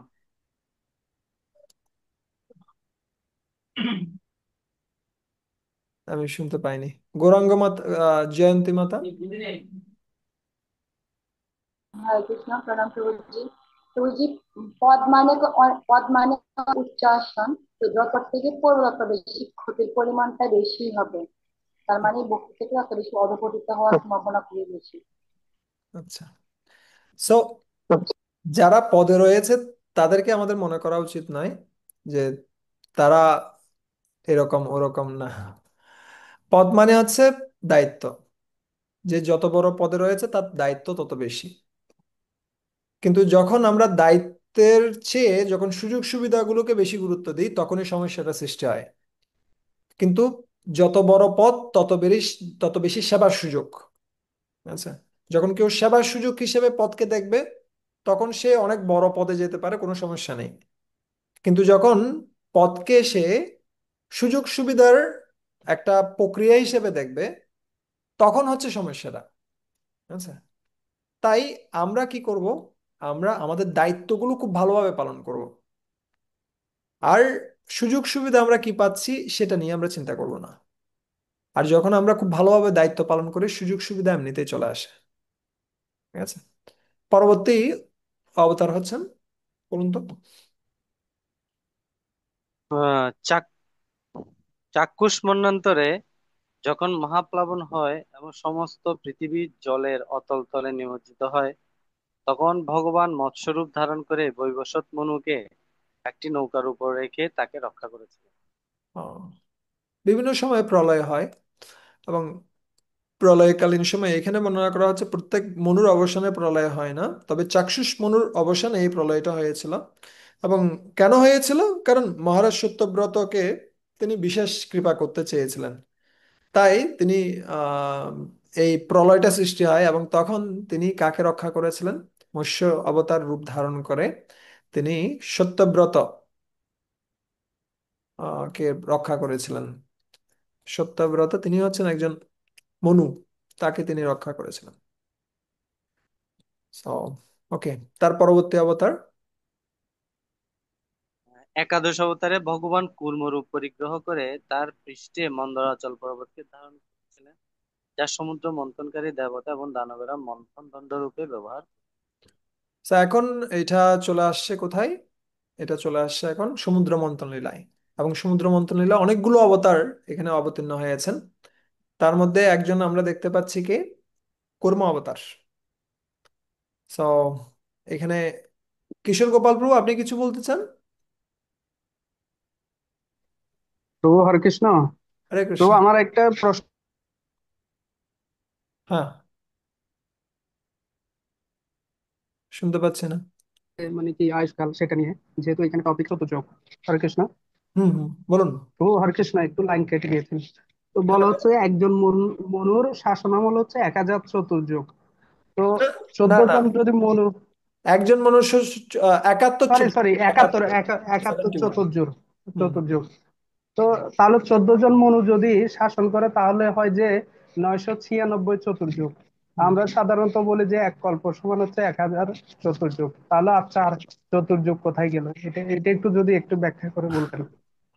এটার একটা হিসাব আমাদেরকে আমাদের একজন ভক্ত, নাম কি, উম, উনি রিসার্চ করেছেন এগুলো নিয়ে। উনি বর্ণনা হুম, করেছিলেন এখানে একটা সান্দর একটা হিসাব রয়েছে। ঠিক আছে, যেমনি যুগ সন্ধ্যা রয়েছে, ঠিক একইভাবে হ্যাঁ। একটা একটা মনুর আয়ুষ্কাল এবং আরেকটা মনুর আয়ুষ্কাল, এই দুটোর মাঝখানে একটা সময় রয়েছে যেটাকে বলা হয় সন্ধ্যা। এই সন্ধ্যাগুলো যুক্ত যোগ করলে সন্ধি। এই যেটা এই সময়টা হয়ে যায়। ঠিক আছে, ওভাবে তিনি বর্ণনা করেছিলেন। যদিও এটা কোনো শাস্ত্রে সরাসরি ভাবে লেখা হচ্ছে না, এটা উপলব্ধির মাধ্যমে এটা বর্ণনা করা যায়। আর একটা উপলব্ধি আমার হয়েছিল, সেটা হচ্ছে যেমনি মানুষের আয়ু আমরা বলি কত, 100 বছর। 100 বছর থেকে কমও বাঁচতে হুম, পারে, বেশিও বাঁচতে পারে। ঠিক একইভাবে যখন একাত্তর চতুর্যুগ বলা হচ্ছে, একাত্তর চতুর্যুগ মানে এটা অ্যাভারেজ সবসময়। এটা থেকে ওয়ান প্লাস মাইনাস হলো, এটা তেমন একটা বিশেষ কিছু না। ঠিক আছে, হুম। অ্যাভারেজ হচ্ছে এটা। আলটিমেটলি ঠিক সব আছে মিলে প্রভু। 1000, এর থেকে বেশি হতে পারবে না। এটা হচ্ছে বিষয়। আচ্ছা, ওকে। ঠিক আছে প্রভু, ধন্যবাদ। তো এখন যে অবতারদের কথা আসছে, তিনি হচ্ছেন কে? তিনি হচ্ছেন কুর্ম অবতার। কুর্ম অবতারের ক্ষেত্রে আমরা দেখতে পাই যখন সমুদ্র মন্থন হচ্ছিল সেই সময় এটিতে অসুরেরা এবং দানবেরা, অসুরেরা এবং কারা দেবতারা, তারা একসাথে এসেছিলেন কি করার জন্য? মন্থন করার জন্য। এবং সেই মন্থন দণ্ড, মন্দার পর্বত, সেটা পতিত হয়েছিল। এবং সেখানে কে? কুর্মদেব তিনি আবির্ভূত হয়ে সে মন্থন দণ্ড আহ, রাখার জন্য একটা স্থান হিসেবে তিনি নিজের পৃষ্ঠকে প্রদান করেছিলেন। ঠিক আছে, সেখানে অনেকগুলো শিক্ষা আমরা পাবো, সেটা অষ্টম স্কন্ধে গেলে সেখানে আমরা বিশেষভাবে দেখবো। কিন্তু একটা গুরুত্বপূর্ণ শিক্ষা আছে, যতক্ষণ পর্যন্ত আমরা সহযোগিতা না করছি ততক্ষণ পর্যন্ত অমৃত আমরা পাবো না। সহযোগিতা ব্যতীত অমৃত প্রাপ্ত হওয়ার কোনো উপায় নেই। আমরা যে স্থানেই রয়েছি প্রত্যেকটা জায়গায় আমরা যেন সহযোগিতা করি, আমরা যেন প্রতিযোগিতা না করি। প্রতিযোগিতা করলেই সব সমস্যাগুলো সৃষ্টি হবে। আচ্ছা, আর প্রতিযোগিতা অনেক সময় প্রভুপাদ বলছেন প্রতিযোগিতা থাকা তার ভালো, কিন্তু অতিরিক্ত প্রতিযোগিতা কি সৃষ্টি করে? সেটা ঈর্ষার সৃষ্টি করে। যেটা কে বলছিলেন, আমাদের সুবক স্বামী মহারাজ কিছুদিন আগে একটা খুব সুন্দর কোট আমরা পেয়েছিলাম। So, অতিরিক্ত প্রতিযোগিতা ঈর্ষার সৃষ্টি করে। আমাদের প্রতিযোগিতা থাকা যেতে পারে সামান্য পরিমাণে, কিন্তু বিশেষত গুরুত্ব দিতে হবে সহযোগিতা। ঠিক আছে, পরবর্তী অবতার। দ্বাদশ অবতারে ভগবান ধন্বন্তরী রূপে আবির্ভূত হয়েছিলেন এবং ত্রয়োদশ অবতারে তিনি মোহিনী রূপে অসুরদের সম্মোহিত করে দেবতাদের অমৃত পান করতে। সো এখানে যখন মন্থন হয়ে গেল, তার পরবর্তীতে যখন ধন্বন্তরী অবতার অবতীর্ণ হয়ে তিনি যখন অমৃত প্রদান করলেন, সেটা ছিনিয়ে নিয়ে গেছে কে? অসুরেরা। আর যখন অসুরেরা ছিনিয়ে নিয়ে গেছে, তখন সেখানে আবার মোহিনী অবতার অবতীর্ণ হয়ে তারা কি করেছেন? তিনি এই সমস্ত ওষুধদেরকে মোহিত করেছেন। তো যখন আমরা নিজেদের মধ্যেই ঝগড়া করতে শুরু করি, তখন আসল শত্রুকে এটা আমরা চিনতে পারি না। আচ্ছা, দেবতারা নিজেদের মধ্যে, না অসুরেরা নিজেদের মধ্যেই ঝগড়া করছিল, আমি আগে, আমি আগে, অহম পূর্বম, অহম পূর্বম, আমি আগে খাবো, আমি আগে খাবো। এই করতে গিয়ে নিজেদের মধ্যে ঝগড়া সৃষ্টি করেছে। সো একইভাবে আমাদের ক্ষেত্রেও যখন ভক্তরা ভক্তরা নিজেদের মধ্যেই ঝগড়া করতে শুরু করবে, তখন কিন্তু কে আক্রমণ করবে? মায়া আক্রমণ করবে। আমাদের মুষ্টিটা হওয়া উচিত এভাবে, এভাবে সেটা সামনের দিকে কি করবে? আঘাত করবে, মায়াকে আঘাত করবে। কিন্তু যদি সেটা নিজেদের মধ্যে ঝগড়া করতে থাকে, তাহলে সেটা কি সৃষ্টি করবে? সমস্যা সৃষ্টি করবে। তাই ইসকনের বিপদ বাইরে নয়, ইসকনের বিপদ ইসকনের মধ্যেই। যখন ভক্তরা একে অন্যকে সম্মান করবে না, একে অন্যের সাথে কি করবে? ঝগড়াঝাটিতে লিপ্ত হবে, তখনই সমস্যাগুলো সব সৃষ্টি হবে। পরবর্তী অবতার হচ্ছে নৃসিংহদেব। চতুর্দশ অবতারে ভগবান নৃসিংহ রূপে আবির্ভূত হয়ে তার নখের দ্বারা দৈত্যরাজ হিরণ্যকশিপুর সুদৃঢ় শরীর বিদীর্ণ করেছিলেন, ঠিক যেভাবে একজন সূত্রাধর এরকা তৃণ বিদীর্ণ করেন। নৃসিংহদেব সম্বন্ধে আমরা সপ্তম স্কন্ধে বিস্তারিতভাবে পাবো, কিন্তু যে মূল শিক্ষাটা এখান থেকে রয়েছে সেটা হচ্ছে কি, যখনই ভক্তকে কেউ আঘাত করে, তখন ভগবান সেটা সহ্য করতে পারেন না। ভগবান আর সমস্ত কিছু সহ্য করতে পারেন, কিন্তু ভক্তকে যখন আঘাত করা হয়, ভগবান সাথে সাথে সেখানে অবতীর্ণ হন এবং সেই ব্যক্তির প্রলয় খুব সন্নিকটে চলে আসে, যেটা আমরা দেখতে পাচ্ছি হিরণ্যকশিপুর ক্ষেত্রে। আর এই স্কন্ধটার নামও হচ্ছে উতায়। উতায় মানে হচ্ছে কর্মবাসনা, আমাদের ভালো বাসনা এবং খারাপ বাসনা, সেটা দুটিরই আমরা দৃষ্টান্ত দেখব সপ্তম স্কন্ধে গিয়ে। খারাপ বাসনার দৃষ্টান্ত আমরা দেখব কার কাছ থেকে? হিরণ্যকশিপু। এবং ভালো বাসনা আমরা দেখব যুধিষ্ঠির মহারাজের কাছ থেকে, প্রহ্লাদ মহারাজের কাছ থেকে, তাদের কাছ থেকে আমরা দেখব। পঞ্চদশ অবতার। পঞ্চদশ অবতারে ভগবান বামন রূপ ধারণ করে দৈত্যরাজ বলির যজ্ঞস্থানে গমন করেছিলেন। যদিও তিনি দেবতাদের কাছে ফিরিয়ে দেওয়ার জন্য ত্রিভুবন অধিকার করতে যাচ্ছিলেন, কিন্তু তবুও তিনি কেবল ত্রিপাদ ভূমি ভিক্ষা করেছেন। প্রভুপাদ খুব সুন্দর ভাবে তাৎপর্যটা লিখেছেন, পড়ুন তো। সর্বশক্তিমান ভগবান ইচ্ছা করলে যে কোনো ব্যক্তিকে সমস্ত ব্রহ্মাণ্ডের সার্বভৌমত্ব দান করতে পারেন, এবং তেমনি তিনি ইচ্ছা করলে ছোট্ট এক খণ্ড ভূমি ভিক্ষা করার অছিলায় সমস্ত ব্রহ্মাণ্ডের আধিপত্য ছিল। রাখে হরি, মারে কে? মারে হরি, রাখে কে? So, আমাদের সবসময় ভগবানের উপর বিশ্বাস রাখা উচিত। আসলেই ভগবান আমাদেরকে রক্ষা করবেন। আর যদি ভগবান রক্ষা করতে না চান, তাহলে আমাদের রক্ষার অন্য কোনো উপায় নেই। ষোড়শ অবতার। ষোড়শ অবতারে ভগবান ভৃগুপতি রূপে অবতীর্ণ হয়ে ক্ষত্রিয় রাজাদের দেব দ্বিজ বিদ্বেষী দেখে তাদের প্রতি ক্রুদ্ধ হয়ে পৃথিবীকে 21 বার ক্ষত্রিয় শূন্য। এখানে বলছেন ত্রিসপ্তকৃতা, 3 গুণ 7, 21 বার তিনি ক্ষত্রিয় নিধন করেছেন, একবার দুবার নন, 21 বার। হ্যাঁ, তার পরবর্তীতে তারপর সপ্তদশ অবতারে ভগবান শ্রী ব্যাসদেব রূপে পরাশর মুনির পত্নী সত্যবতীর গর্ভে আবির্ভূত হন। মানবকুলের ভিতর বুদ্ধিমত্তার স্বল্পতা দর্শন করে তিনি তাদের কল্যাণের জন্য বেদ বৃক্ষের বিভিন্ন শাখা প্রশাখা বিস্তার করেছেন। তো ব্যাসদেব রূপে অবতীর্ণ হয়ে তিনি কি করেছেন? বেদব্যাস, বেদকে তিনি বিভক্ত করেছেন এবং সমস্ত শাস্ত্রসমূহ তিনি লিপিবদ্ধ করেছেন। কেন? কারণ কলিযুগের মানুষেরা তারা স্বল্প বুদ্ধি সম্পন্ন হবে, তারা তাদের স্মৃতি খুব দুর্বল, তাদের বেশি দিন কোনো কিছু মনে থাকবে না। তাদের জন্য এই ব্যবস্থাটা তিনি করেছেন অত্যন্ত করুণাপরায়ণ হয়ে। আচ্ছা, অষ্টাদশ অবতার। অষ্টাদশ অবতারে ভগবান শ্রী রামচন্দ্র আবির্ভূত হয়েছিলেন। দেবতাদের অভীষ্ট সিদ্ধির জন্য তিনি সেতু বন্ধন তথা রাবণ বধ আদি কার্য সম্পাদন করে তার অলৌকিক শক্তি প্রদর্শন করেছেন। সো রাম অবতার সম্বন্ধে আমরা নবম স্কন্ধে গিয়ে পড়বো বিশেষভাবে। একদিকে হচ্ছে দশরথ আর একদিকে হচ্ছে দশানন। দশরথ মানে হচ্ছে কি, যে সমস্ত ইন্দ্রিয়গুলোকে, 10টা ইন্দ্রিয়কে কি করেন? নিয়ন্ত্রণ করেন, দশরথ। আর দশানন, দশানন মানে হচ্ছে কি 10টা মস্তক দিয়ে সে কি করছে? ইন্দ্রিয় তৃপ্তির বিষয়গুলোকে দর্শন করছে। তো যখন কেউ দশরথ হয়, যখন সে তার ইন্দ্রিয়গুলোকে দমন করে ভগবানের সেবায় নিযুক্ত করে, তখন সে কাকে পায়? রামকে পায়। আর যখন কেউ দশানন হয়, যখন তার ইন্দ্রিয়গুলোকে লেলিয়ে দেয় ইন্দ্রিয়ের বিষয়ের প্রতি, তখন সে রামকে পায় না, সে যমকে পায়। ঠিক আছে?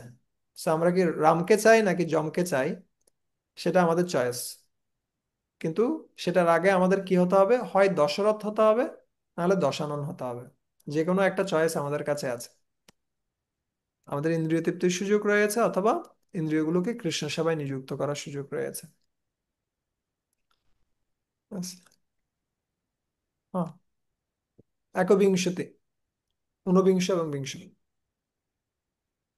ঊনবিংশতি এবং বিংশতি অবতরণে পরমেশ্বর ভগবান শ্রী বলরাম এবং শ্রীকৃষ্ণকে বৃষ্ণিকুলে আবির্ভূত হয়ে পৃথিবীর ভার গ্রহণ করেছেন। এখানে একটা বিশেষ শব্দ ব্যবহার করছে, সেটা হচ্ছে ভগবান। এতক্ষণ পর্যন্ত সমস্ত অবতারের কথা বর্ণনা করেছেন, কিন্তু কোনোটাতেই ভগবান শব্দটা ব্যবহার হয়নি। যখনই আহ রাম এবং কৃষ্ণ, বলরাম এবং কৃষ্ণের কথা বর্ণনা করা আছে, তখনই এই ভগবান শব্দটা ব্যবহার করা হচ্ছে, যারা বৃষ্ণিকুলে অবতীর্ণ হয়েছিলেন। কিসের জন্য?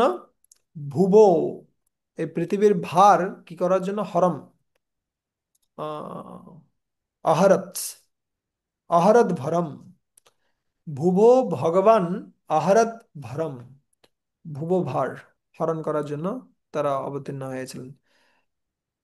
কিন্তু তারা, তাদেরকে কিসের সাথে, সমস্ত অবতারদের সাথে গণনা করা হলো, তারা অবতার নন, তারা হচ্ছেন অবতারী।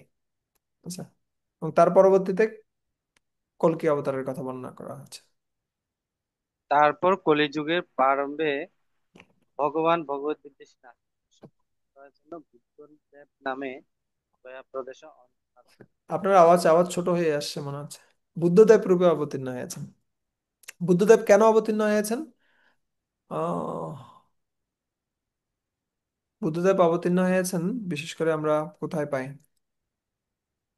জয়দেব গোস্বামীর বর্ণনায়, দশাবতার স্তোত্রমে সেখানে বর্ণনা করা আছে, সদয় হৃদয় দর্শিত পশুঘাতম। যখন বেদের নাম দিয়ে মানুষ কি করছিল, যজ্ঞে পশু দেয়ার নাম, পশু বলি দেওয়ার নাম দিয়ে তারা প্রচুর পরিমাণে পশু হত্যা করছিলেন, সেটা দেখে অত্যন্ত সদয় হয়ে ভগবান অবতীর্ণ হয়েছিলেন। এবং তিনি অবতীর্ণ হয়ে তিনি কি করলেন? তিনি পশু বলিকে বন্ধ করার জন্য তিনি মানুষকে অনুরোধ করলেন, কিন্তু মানুষ বলতে লাগলো যে এটা তো বেদে রয়েছে, বেদে বর্ণিত হয়েছে কি করার জন্য? পশু বলি দেওয়ার জন্য। তখন তিনি বেদকে নিষিদ্ধ করলেন, যে বেদ প্রয়োজন নেই। কিন্তু এটার উদ্দেশ্য ছিল কি? উদ্দেশ্য ছিল পশু হত্যা বন্ধ করা।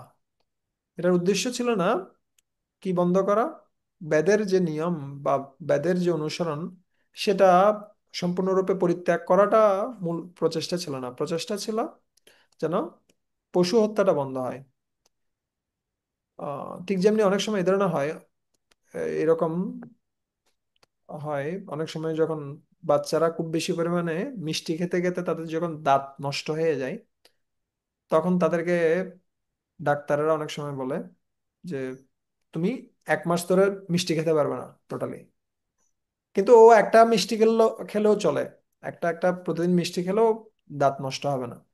কিন্তু ডাক্তার প্রথমে কি করেন, প্রথমে বলেন আর 1 মাস ধরে, পুরো 1 মাস ধরে তুমি কোনো মিষ্টি খেতে পারবে না। তার পরবর্তীতে 1 মাস পরে যখন কে আসেন, বাচ্চা আবার ডাক্তারের কাছে কাছে আসেন, তখন বাচ্চাকে ডাক্তার বলেন ঠিক আছে তুমি 1 মাস ধরে কষ্ট করেছো, এখন থেকে একটা করে মিষ্টি খেতে পারবে। আচ্ছা, সো প্রথমে সবকিছু একদম বাদ, তারপরে সামান্য সুযোগ, তার মাধ্যমে মানুষ সেটাকে ভালোভাবে গ্রহণ করতে পারে। ঠিক একইভাবে এখানেও আমরা দেখতে পাচ্ছি বুদ্ধদেব তিনি বেদকে সম্পূর্ণরূপে কি করেছেন, বর্জন করেছেন। তার পরবর্তীতে শঙ্করাচার্য এসে বেদকে আবার স্থাপন করবেন। তিনি প্রচ্ছন্ন মায়াবাদ স্থাপন করবেন। তার পরবর্তীতে মধ্বাচার্য এসে তিনি দ্বৈতবাদ স্থাপন করবেন। তার পরবর্তীতে শ্রী চৈতন্য মহাপ্রভু এসে কি করবেন, এই বিশেষ তত্ত্ব, অচিন্ত ভেদাভেদ তত্ত্ব তিনি স্থাপন করবেন। তাই বুদ্ধদেব যে কাজটা করেছেন সেটা আসলে কিসের জন্য করেছেন, তিনি বেদকে স্থাপন করার জন্যই করেছেন। এটা কি নয়, বেদকে বাদ দেওয়ার জন্য নয়। এটা পড়ুন তো একটু করে। তার কার্যসিদ্ধির জন্য কেবল তিনি এটি করেছিলেন, তা না হলে তাকে ভগবানের অবতার বলে স্বীকার করা হতো না। তা না হলে জয়দেব আদি বৈষ্ণবাচার্যরা তার অপ্রাকৃত মহিমা কীর্তন করতেন না। বুদ্ধদেব বেদের প্রারম্ভিক সিদ্ধান্ত তৎকালীন জনসাধারণ উপযোগী করে প্রচার করেছিলেন বেদের যথার্থ তত্ত্ব প্রতিষ্ঠা করার জন্য। বেদের যথার্থ তত্ত্বটা প্রতিষ্ঠা করার জন্যই তিনি একটা পদক্ষেপ নিয়েছেন এটা। এবং এই পদক্ষেপের পরিণতি আমরা দেখতে পাবো মহাপ্রভুর ক্ষেত্রে। মহাপ্রভু এসে সম্পূর্ণরূপে কি করবেন, এটাকে স্থাপন করবেন। ঠিক যেমনি একটা গাড়ি যেটা অন্যদিকে চলে যাচ্ছে, সেটাকে প্রথমে কি করতে হবে, থামাতে হবে। তারপরে কি করতে হবে, দেখাতে হবে এদিকে না এদিকে। তারপরে ডিরেকশনটা পরিবর্তিত হয়। ঠিক আছে, ঠিক একইভাবে বেদের যে নিয়ম কানুন সেটাকে ব্যবহার করে মানুষ খারাপ দিকে চলে যাচ্ছিল, সেখান থেকে বুদ্ধদেব প্রথমে বন্ধ করেছেন। বন্ধ করার পরে তারপরে তাদেরকে সঠিক পথে পরিচালিত করেছেন। পশু হত্যা সম্বন্ধে এখানে খুব সুন্দর একটা কথা এখানে প্রভুপাদ লিখছেন, পড়ুন তো।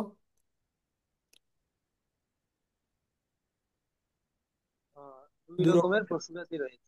হুম। দুই রকমের পশুজাতি রয়েছে।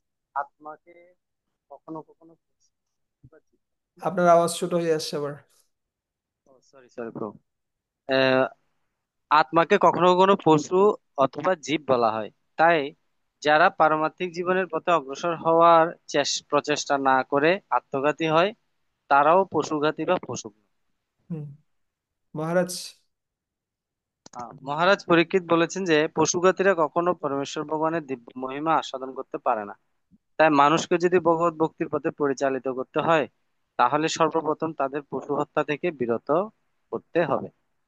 নিবৃত্ত তর্ষৈ উপগীয়মানত ভবৌষধি শ্রোত্র মনোবিরামত ক উত্তম শ্লোক গুণানুবাদত পুমান বিরজ্যেত বিনা পশুপনাথ। পশুঘাতী ব্যক্তি ব্যতীত অন্য সবাই কৃষ্ণ কথায় রুচি পাবে। পশুঘাতী এখানে দুইটা বর্ণনা, দুই প্রকার বর্ণনা করা আছে। এক প্রকার হচ্ছে কি যারা পশু হত্যা করে, আর এক প্রকার হচ্ছে যারা যারা আধ্যাত্মিকভাবে উন্নত হওয়ার প্রচেষ্টা করে না। ঠিক আছে, যারা তাদের আত্মাকে মুক্ত করার প্রচেষ্টা করে না এই জড় জগতের বন্ধন থেকে, তারা হচ্ছে কি পশুঘাতী। ঠিক আছে, আত্মহত্যাকারী প্রকৃতপক্ষে। Yes, পরবর্তী কল্কি অবতার। তারপর দ্বাবিংশ অবতারে যুগসন্ধিকালে অর্থাৎ কলিযুগের অন্তে নৃপতিরা যখন দস্যুপ্রায় হয়ে যাবে তখন ভগবান কল্কি অবতার নামে বিষ্ণু যশ নামক ব্রাহ্মণের উচ্চরূপে অবতরণ করবেন। হ্যাঁ, কল্কি এসে কোনো কি দিবেন না, কোনো উপদেশ দিবেন না, তিনি শুধু কাটাকাটি শুরু করবেন। ঠিক আছে, এখন এতগুলো অবতারের কথা বর্ণনা করার পরে বলছেন এগুলো অনেক অবতার রয়েছেন, আমি ডিটেলসে যাচ্ছি না। অবতাররা হচ্ছে কেমন, বিশাল জলাশয় থেকে যেমন অসংখ্য নদী প্রবাহিত হয়, ঠিক তেমনই ভগবানের ভগবানের থেকে অসংখ্য অবতার প্রকাশিত হয়। অবতারা হি অসংখ্যায় অসংখ্যেয় হরে সত্য নিদেদ্বিজা यथा विदाशिनो कुल्ला शरशु সহস্রশः।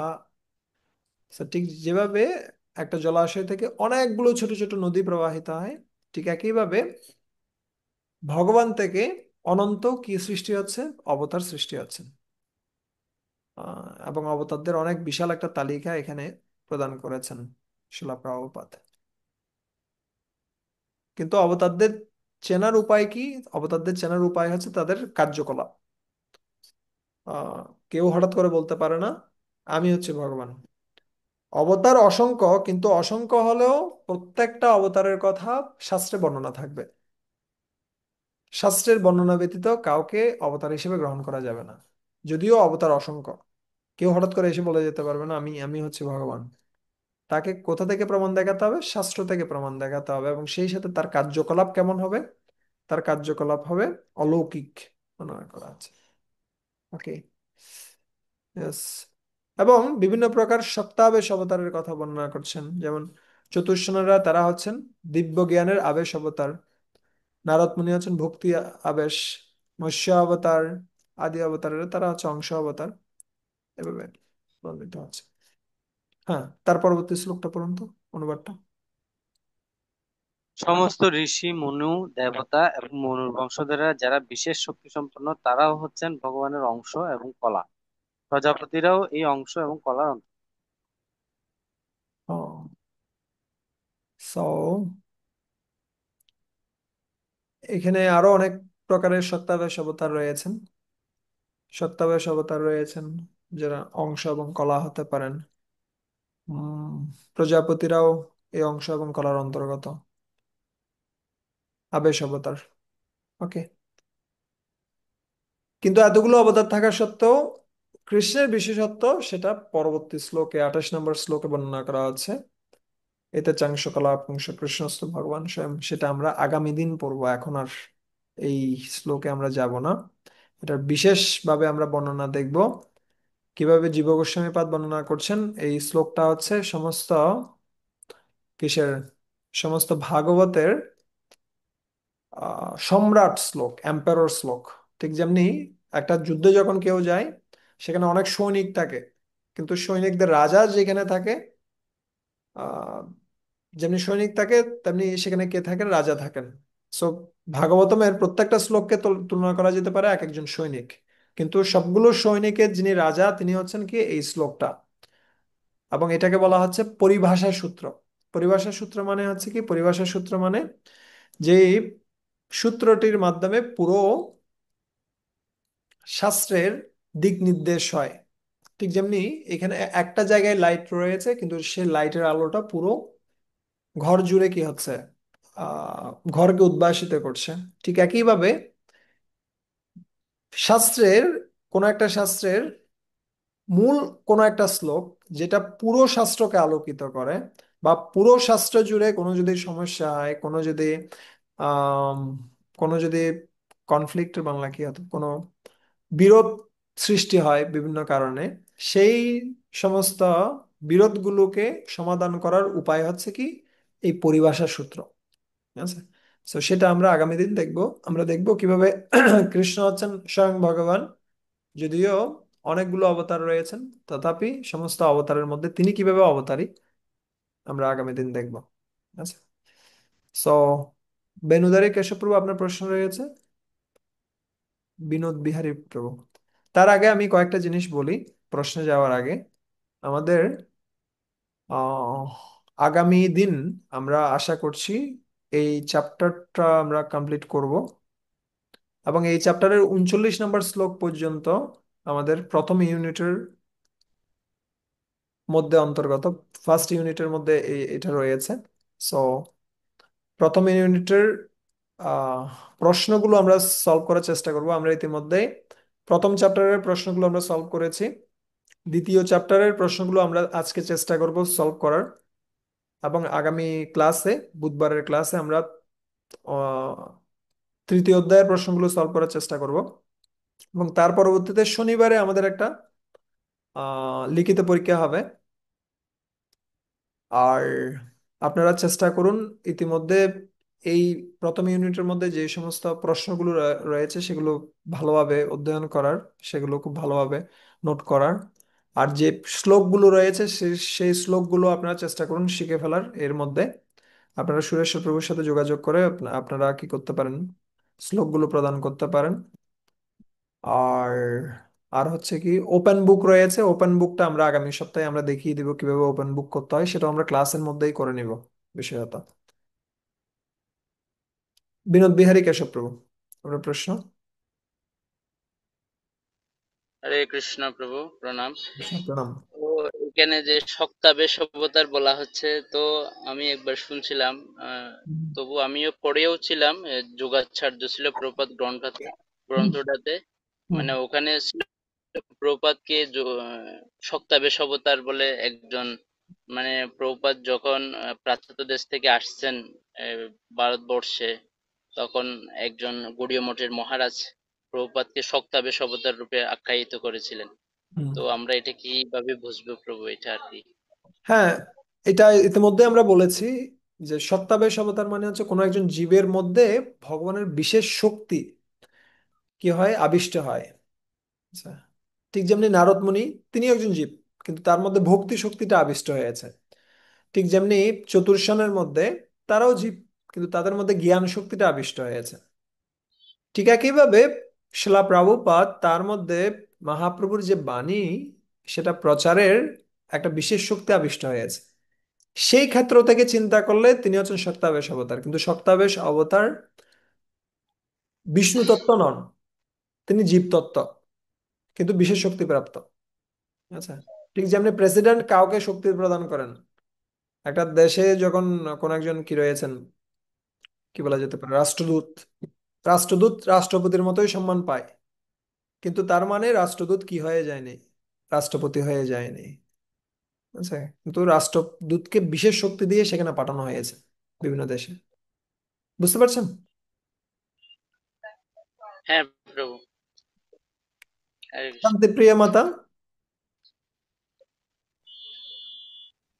প্রভু শ্রীচরণে প্রণাম। প্রণাম। প্রভু আমি কি কয়েকটা প্রশ্ন করতে পারি? আপনি আগে একটা করুন, শুনি আমরা। তো আপনি বিগত থেকে বলেছেন বৈদিক আশ্রমে বিগ্রহ হচ্ছে নরনারায়ণ ঋষি, আবার ওখানে মানে অনুবাদের মধ্যে ছিল মনুষ্য নরনারায়ণ। তবু আমি বিষয়টা বুঝতে পারি না। আবার এখানে বলছে নরনারায়ণ নামক রাজপুত্র, তো আমাকে কৃপা করে দিতে পারে। হ্যাঁ, নর এবং নারায়ণ, নর হচ্ছে জীবতত্ত্ব আর নারায়ণ হচ্ছে বিষ্ণু তত্ত্ব। এদেরকে তুলনা করা যেতে পারে অর্জুন এবং কৃষ্ণের সাথে। আচ্ছা, অর্জুন ছিলেন জীবতত্ত্ব, অন্যদিক দিয়ে কৃষ্ণ ছিলেন, কৃষ্ণ তো কৃষ্ণই বিষ্ণু তত্ত্ব। ঠিক আছে, তো ঠিক একইভাবে ভক্ত এবং ভগবান তারা সবসময় একসাথে থাকেন। তো সেই হিসাবে নর এবং নারায়ণ তারা একসাথে ছিলেন। নর হচ্ছে জীব আর নারায়ণ হচ্ছেন ভগবান স্বয়ং। ঠিক আছে।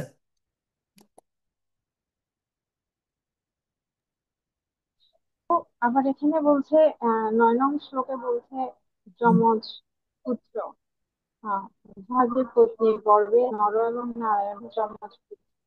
হুম হুম, হ্যাঁ, এটা এটা কি আলাদা করে? আলাদা নয়। বিষয়টা হচ্ছে ওরা দুজন, এখানে নর এবং নারায়ণ তারা দুজন, কিন্তু নারায়ণটা হচ্ছে কে, নারায়ণটা হচ্ছে কে স্বয়ং ভগবান কৃষ্ণ স্বয়ং বা নারায়ণ স্বয়ং। ঠিক যেমনি কার কাছ থেকে, দেবকীর গর্ভ থেকে কৃষ্ণও এসেছেন, মায়াও এসেছেন, যদিও আসার কথা কে, কৃষ্ণ। ঠিক আছে, কিন্তু যশোদার গর্ভে কৃষ্ণও এসেছেন, কেউ এসেছেন, আহ মায়া দেবীও, যোগমায়াও একসাথে ভূমিষ্ঠ হয়েছেন, এবং সেখান থেকে কে, বসুদেব, তিনি কাকে নিয়ে আসছেন, সেই যোগমায়াকে তিনি নিয়ে এসেছেন। ঠিক আছে, তো একইভাবে এখানেও যদিও নারায়ণ ইচ্ছা করেছেন যে আমি গিয়ে অবতীর্ণ হব এবং আমি কি করব, আমি তপস্যা করব, কিন্তু তিনি যখন অবতীর্ণ হন তার সাথে নর ঋষিও তিনিও অবতীর্ণ হন একসাথে, নর এবং নারায়ণ, তারা দুজন একসাথে অবতীর্ণ হন। ঠিক আছে। প্রভু তো হ্যাঁ, প্রভু দশ শ্লোকে বলা হয়েছে অনুবাদে বলা হয়েছে তিনি আশুরি নামক ব্রাহ্মণকে সৃষ্টির উপাদানসমূহ বিশ্লেষণ করে সাংখ্য প্রদান করেছিলেন।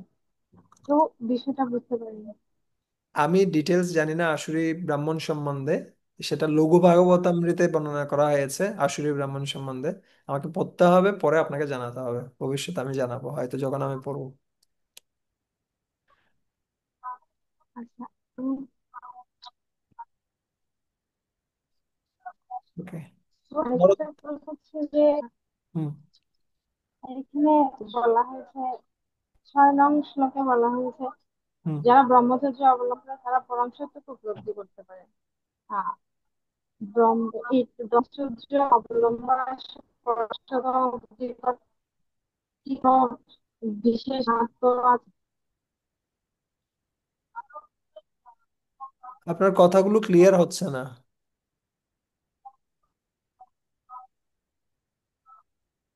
আপনি কি 6 নম্বর শ্লোকের কথা বলছেন? প্রভু, আমি 6 নং শ্লোকের কথা বলছি। ওখানে হ্যাঁ, বলেছে যারা ব্রহ্মচর্য অবলম্বন করে হ্যাঁ, হ্যাঁ, পরম সত্যকে উপলব্ধি করার জন্য কঠোর তপস্যা করেছিলেন।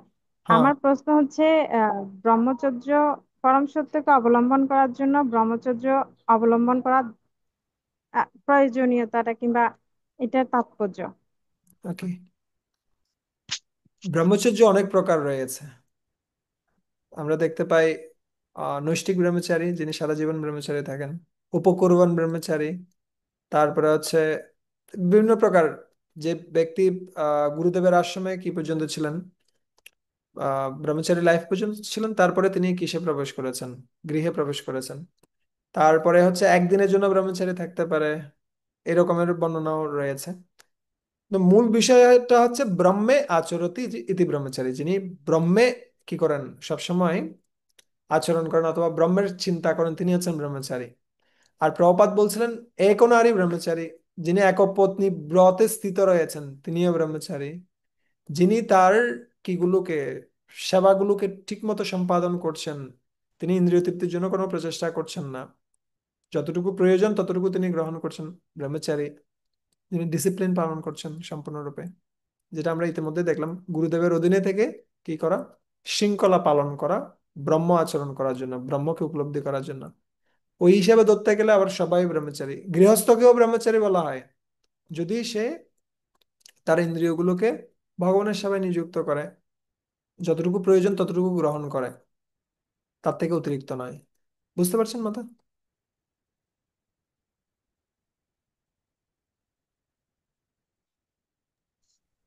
প্রভু, বুঝছি। ধন্যবাদ। হরে কৃষ্ণ। নরোত্তম সরকার প্রভু, হরে কৃষ্ণ প্রভু, প্রণাম। আপনার প্রভু আওয়াজ শুনতে খুব পাচ্ছেন? ছোট। হরে কৃষ্ণ প্রভু, শুনতে পাচ্ছেন এখন? আপনার যদি কোনো থাকে, ডিভাইস থাকে, ওটা খুলে ফেলেন, তারপরে সরাসরি কথা বলুন। হ্যাঁ, খুল খুল ডিভাইস নেই প্রভু, শুনতে পাচ্ছেন? হরি বল, হরে কৃষ্ণ। হ্যাঁ, বলুন। প্রভু, এখানে বলা হচ্ছে সমস্ত অবতারেরা হচ্ছে গর্ভদক্ষে বিষ্ণু থেকে এসেছে। হুম, হুম, তো আবার বলা হচ্ছে যে এই যে অদ্বৈত আচার্য ঠাকুর, হুম, তিনি হলো হচ্ছে মহাবিষ্ণুর অবতার। হুম, হুম। এটা কেমন করে হলো প্রভু? মহাবিষ্ণুর অবতার বর্ণনা করা আছে সরাসরি, আমরা চৈতন্য চরিতামৃতে সেটা পাচ্ছি। অদ্বৈতম হরিণাদ্বৈতৎ আচার্যম ভক্তি সংসনাৎ ভক্তাবতারম ঈশম তম অদ্বৈত আচার্যম আশ্রয়ত। অদ্বৈত, তিনি হরি, হরি থেকে অভিন্ন। ঠিক আছে, অদ্বৈতম হরিণাদ্বৈতৎ আচার্যম, তিনি আচার্য, তিনি ভক্তি সংসন, ভক্তি প্রচার করার জন্য তিনি অবতীর্ণ হয়েছেন।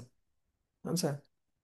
সো আমরা একটা শব্দ কিন্তু ইতিমধ্যে আলোচনা করেছিলাম, সেটা হচ্ছে অব্যয়ম।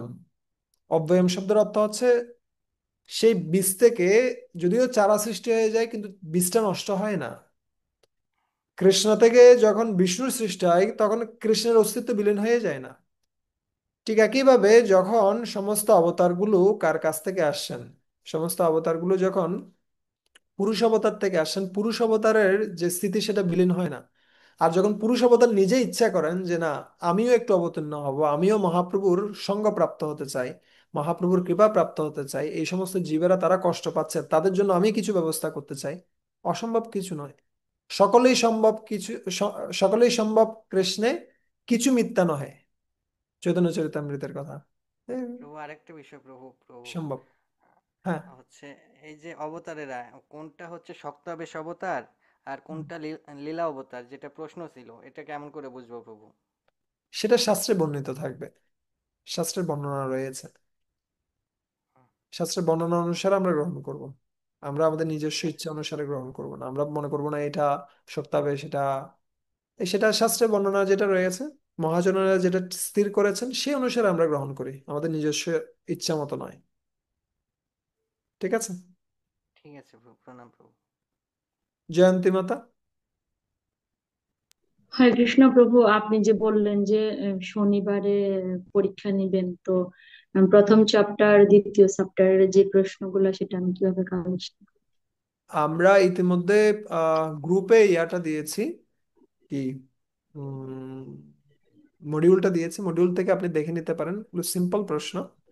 আমরা ইতিমধ্যে প্রথম চ্যাপ্টারের যে প্রশ্নগুলো সেগুলো সলভ করেছি।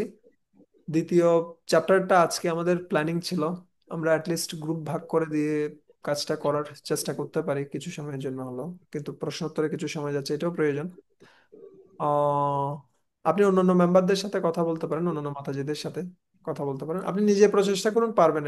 সিম্পল, কিসের মধ্যে আছে, আহ আপনি তাৎপর্য পড়লেন, তাৎপর্য পেয়ে যাবেন সরাসরি। প্রশ্নগুলা কি প্রভু ওই যে লিখতে মডিউলটা, হবে নাকি পরীক্ষার সময় বুঝতে হ্যাঁ পারবো? লিখতে হবে, লিখতে হবে। আচ্ছা আচ্ছা। দয়াল নরহরি প্রভু।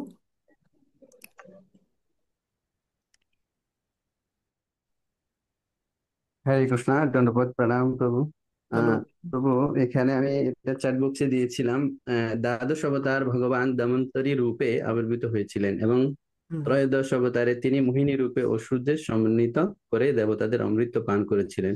হুম। তো আমি বিষয়টা জানতে চাচ্ছি যে এটা কি একের ভিতর দুই নাকি দুইয়ের ভিতর এক?